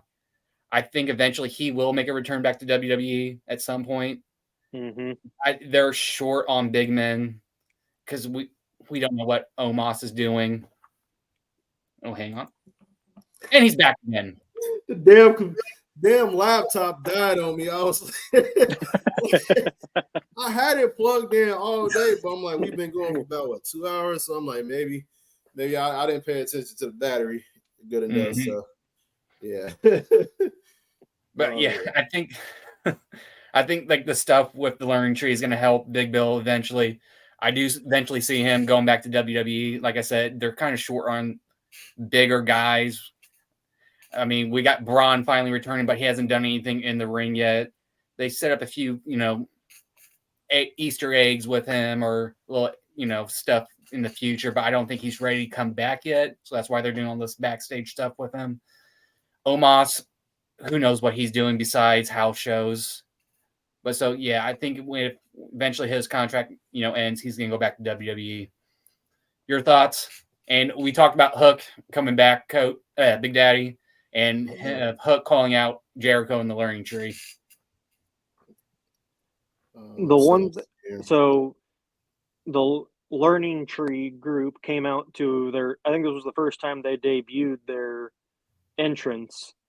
Mm-hmm. And I want to say they kind of took a dig at WWE with it, but not necessarily the company, more of Def Rebel, because their intro, if you've noticed with Def Rebel's intros music with everybody, they usually say like the person's name or catchphrase or group at like the first part of the intro, and then that's it.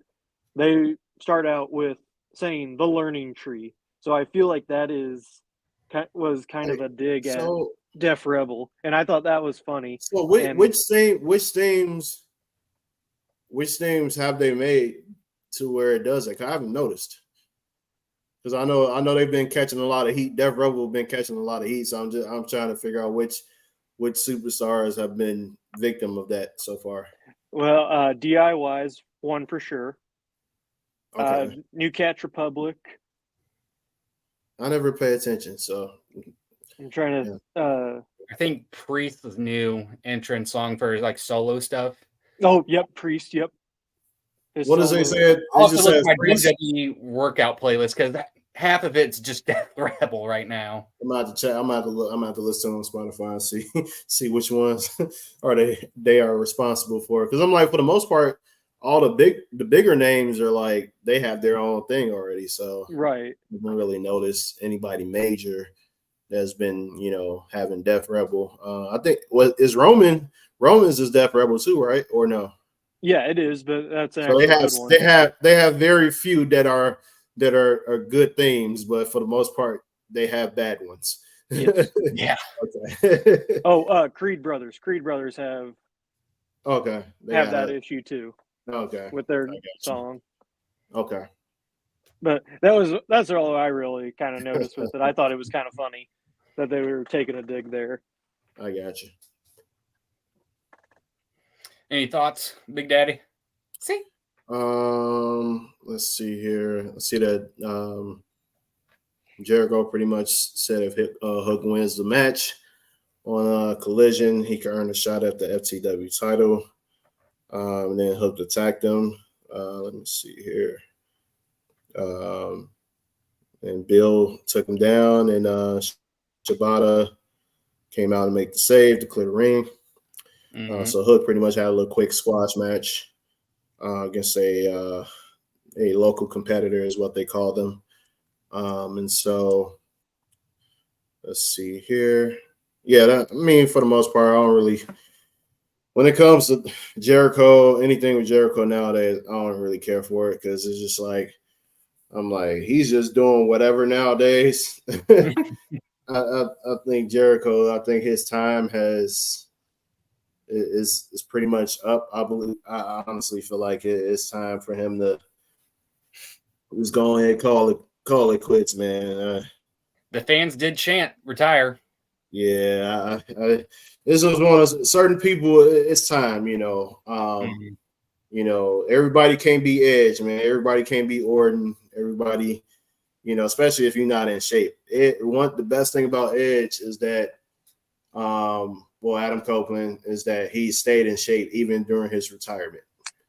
The 7 to 8 years of him being gone from professional wrestling, he stayed in shape. And then when he came back, he was working with guys that are now in AEW and Cash. He was working with him on his way back, to WWE when he came back 2020. And so it's just one of those things where, if you don't take care of yourself, It shows.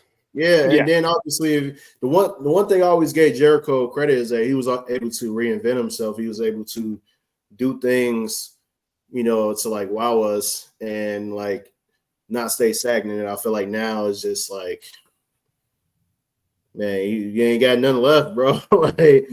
I'm like, yeah, your theme still hits. Don't get me wrong. I still love the theme song, bro. Like, I don't know if fans still sing it nowadays, but but like it's still a one hell of a theme song. But I think it's just time, man.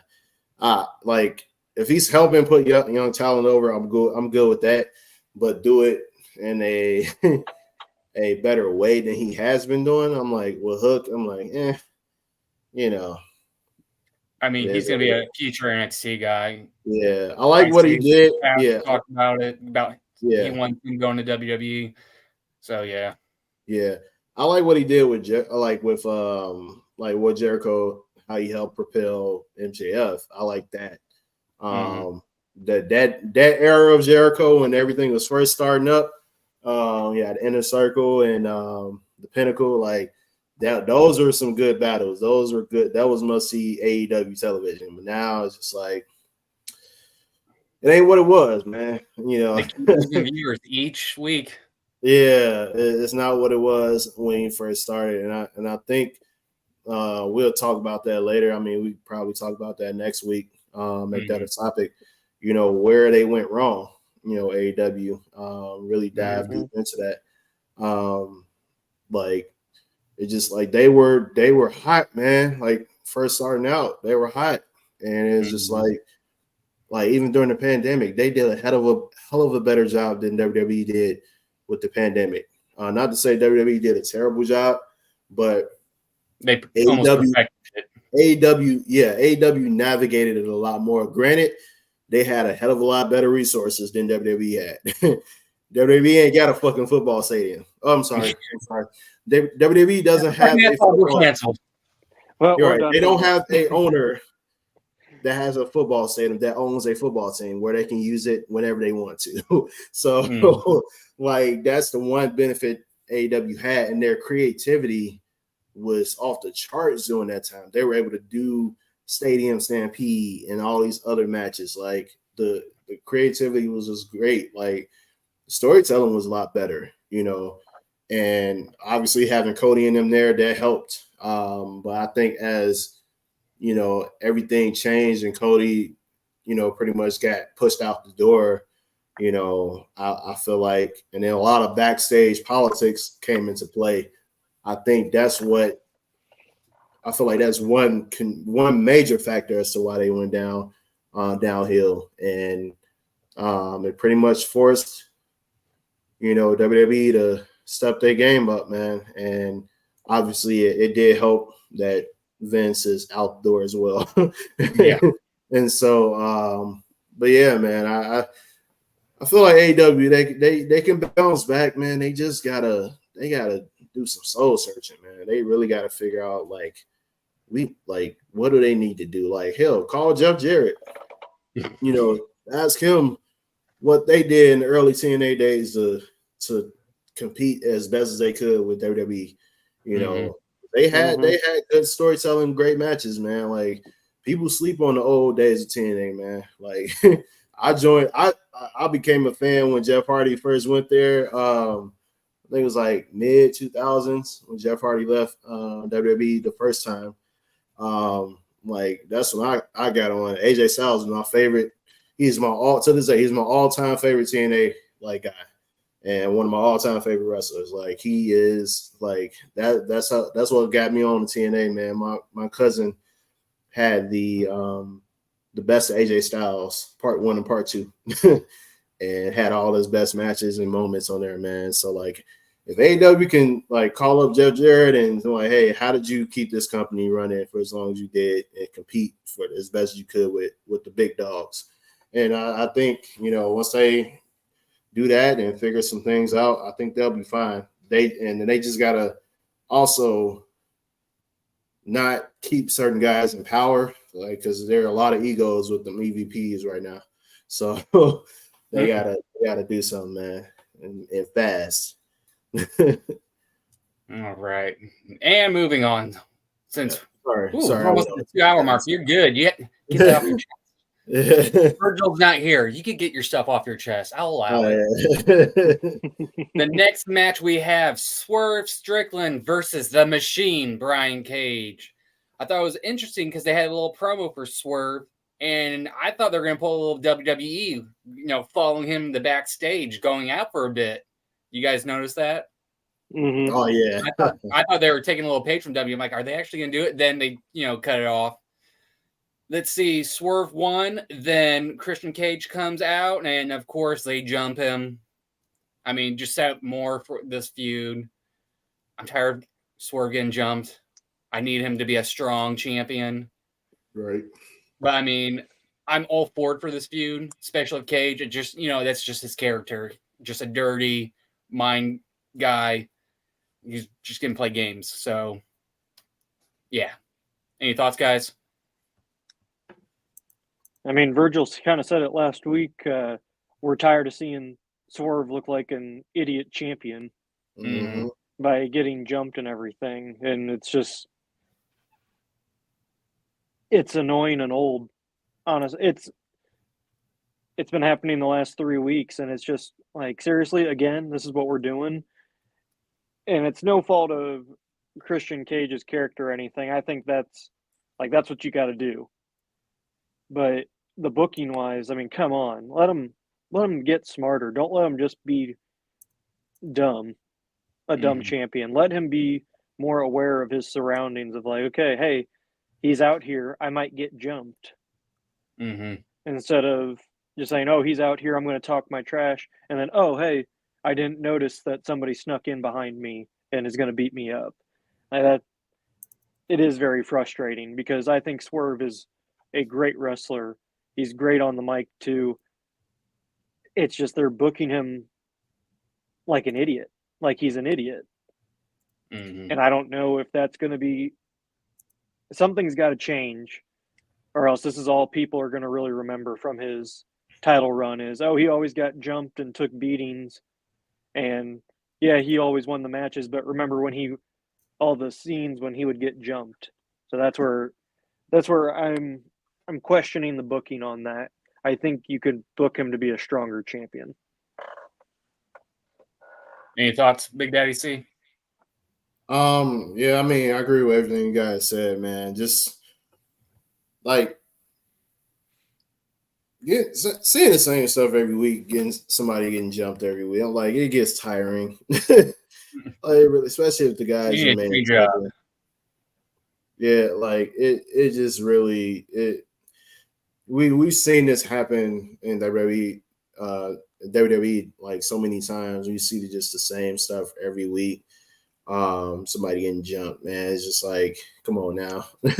Like you had the Daniel Bryan during the Authority era, you know, him getting jumped every week by the Authority in some form and fashion. Like whether it's Orton, you know, Seth, you know, Kane, Big Show, Shield, it didn't matter. Like it's just like you just got tired of it. And so I think this is one of those situations, man. Like just, you know, let this man have some type of shine, you know, one week. You know, you don't want to give the heels too much momentum because obviously we know the rule. Whoever gets the most momentum leading into a pay-per-view, you know, they're more than likely going to lose that match. So, you know, I feel like, you know, with this, you know, you want to keep some speculation going, you know, kind of like keep the crowd wondering like, all right, what's going to happen? You know, what's going to happen with Swerve? You going to let him lose his next title defense, or, you know, what's going to happen? And so I think, you know, you want to make your champion look strong as much as you can, obviously, but not, you know, not Triple H strong or Brock Lesnar strong, but you know, you want to make them look as strong as possible, you know, to where we're not thinking of him as a weak champion, you know, like you don't want to look at him as Liv Morgan, you know, when she was the champion and she was not believable at the time. Mm-hmm. And so you don't want Swerve. No, I know it's different because it's really apples and oranges. You're talking about a male superstar and a female superstar and Liv, two different body types and two different, you know, move sets in the ring, two different wrestling styles. But I think with Swerve, you know, can't really look at him as weak, but you don't want it to be a thing where it's like, you know, you wishing like, all right, let's take the title off of him if you're not going to like make him look strong, you know, on a weekly basis, you know. And so I think I definitely agree with you guys. Like they need to kind of switch it up a little bit, not have them get jumped every week. So yeah. All right, moving on. Renee had another backstage interview, but with Hook and Shibata, them two going at it, kind of saying how they each want Jericho, and kind of almost agreeing, like Hook saying, when push comes to shove, Hook versus Shibata to get their hands on Jericho, that's fine by me. Then they get interrupted by Samoa Joe.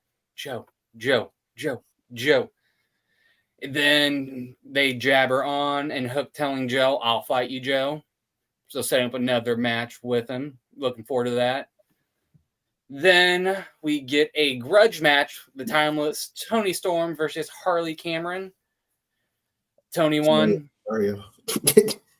I was looking at the NBA scores for the Denver Nuggets and Timberwolves match. I'm sorry, I just got hyped because Timberwolves are up right now. But go ahead, sorry. You're good. I'm just going to kind of speed through this, guys. Then international champion Roderick Strong was backstage, joined with Mike Benedict and Matt Taven and Wardlow to face off with Will Ospreay for their match. Then we had the signings going on. It was contract signing with the CEO, Mercedes Moné, and Willow. They signed the contract. Jabber on. Will lays Mercedes out on the table. Any thoughts, guys? Basically, Mercedes is going to win the title. Mm-hmm. At this point, they got to. Yeah, that's all I got from that segment was, okay, you're letting Willow get her credibility as a champion, but we all know it's going to happen. Mm-hmm. I just want to say I love me some Willow Nightingale, man. She's a beautiful woman. She's very talented. I do like her. I think she's good. She be kicking some ass in the ring, man. Ever since she like before she, yeah, because I think she was still in. Was she doing Was she in New Japan or was she in TNA? Before New Japan. New Japan, yeah. So when they were like doing their conjunction and like partnership, and she finally was brought on, like that's when I was like, oh, I like her. Like she nice. And then now to see her get her shine and she's champion now, I'm like, yes. I'm like, let's go. I'm like, this girl is amazing. And she fine. I'm like, if I ever go to a wrestling con and she there, I'm gonna have to make that trip, man. If it's feasible for me to do so, I will go and get a meet and greet, get the picture. Hey, we there. We there. Yeah. Then moving on to the main event, it was Okada versus FTR's Dax Harwood. Okada won after the match, all out anarchy. But then we find out who is the fourth member, Darby Allin, which that threw me off. I thought he was still going to be in the hospital bed after the bus accident. The guy is a freaking machine. Thought he was climbing Mount Everest, fighting buses, curing cancer. He's doing it all right now. The guy's a menace, and I love it. But yeah, setting up for their match. Any thoughts, Big Daddy? No, not really. No, not really. No thoughts on this match. Obviously, this is one of the ones I didn't catch, so I have to go back and watch it. But yeah, obviously Okada is a beast, man. Harwood is too. And so I'm definitely gonna bat a pay-per-view because I want to see these matches, man, play out. And so yeah, I'm excited to see what's gonna happen when the pay-per-view comes. Was it Double or Nothing, right? Yep. Yeah. So yeah, I'm definitely. I don't think I've missed a Double or Nothing pay-per-view. I watched I think I watched every one they've had since they started. So yeah, I'm definitely excited for this one. Same. It's gonna be anarchy. Now it is time for Virgil's favorite segment, Coach's favorite segment, Tank's least favorite segment because, well, he sucks bananas. It is time for Fritos! Sponsored by nobody. Zen in Arizona. Mm-hmm. Give me a second here. Not yet, but we gonna put that in the atmosphere. We're gonna put that in the atmosphere. Yep. It's gonna play. There we go. We got the music. At number 5, I've got the main man, L.A. Knight. He might have taken an awkward loss to Tonga, but it's all right. That man has 2 feuds building already with Logan Paul and Carmelo Hayes. He may have lost the King of the Ring, but this summer still be hot for him, and you will see him be your next United States champion. At number 4, I've got Carmelo Hayes. He is the future of WWE, and having him going against the likes of Orton and Cody, and set the future feud against the megastar. His future is bright, and I'm looking forward to it. At number 3, I've got Damian Priest. I thought he stepped up well to that madman Drew McIntyre and teaching him who is the real champion. Their match at Clash of the Castle is going to be legendary. At number 2, I've got main event Jey Uso. What can I say? He's picked number 1 for a reason, and this man's going to go far in this tournament. And number 1, I've got the best match out there. Bianca Belair and Tiffany Stratton. Those two put on a pay-per-view quality match. Can't say anything less, but those two deserve to be my number 1. And that has been a Fritos Fave 5. Yeah! All right, guys. Give it to me. Not too bad. I would change one thing. As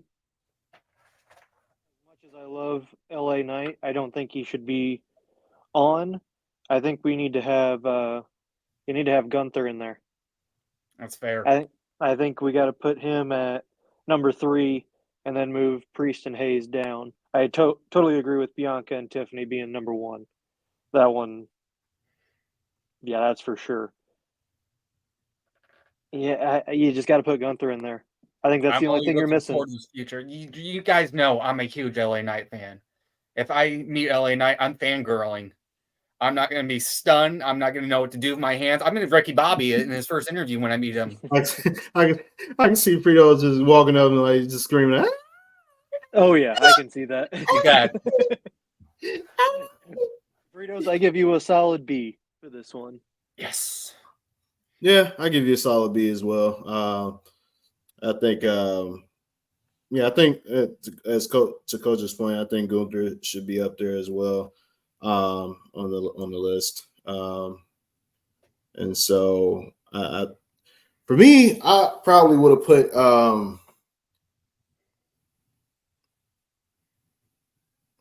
Trying to think. Run your list back again. The specific order again. 5 LA Knight, 4 Carmelo Hayes, 3 Damian Priest, 2 main event Jey Uso, and 1 Bianca Belair. And Tiffany Stratton. Okay.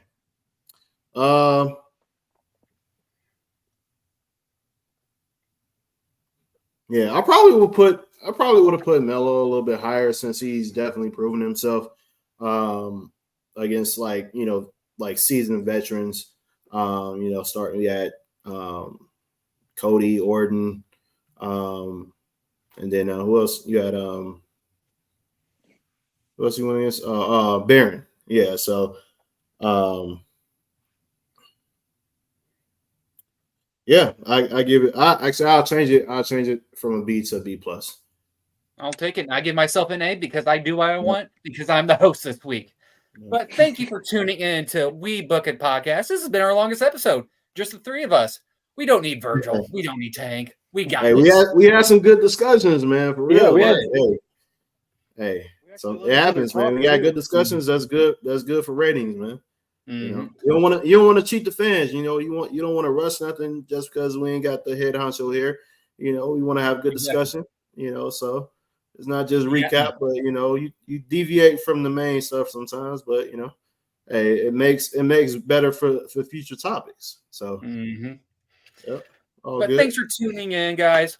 Always, please, we need your help. Scratch our backs, we'll scratch your back. By like, share, and subscribe to our channel. Please, you can follow us on X. You can follow us on Facebook, and you can follow us on Instagram. Like our stuff, send us comments. We'll message back. We don't bite. Especially Tank. We know he sucks. So, but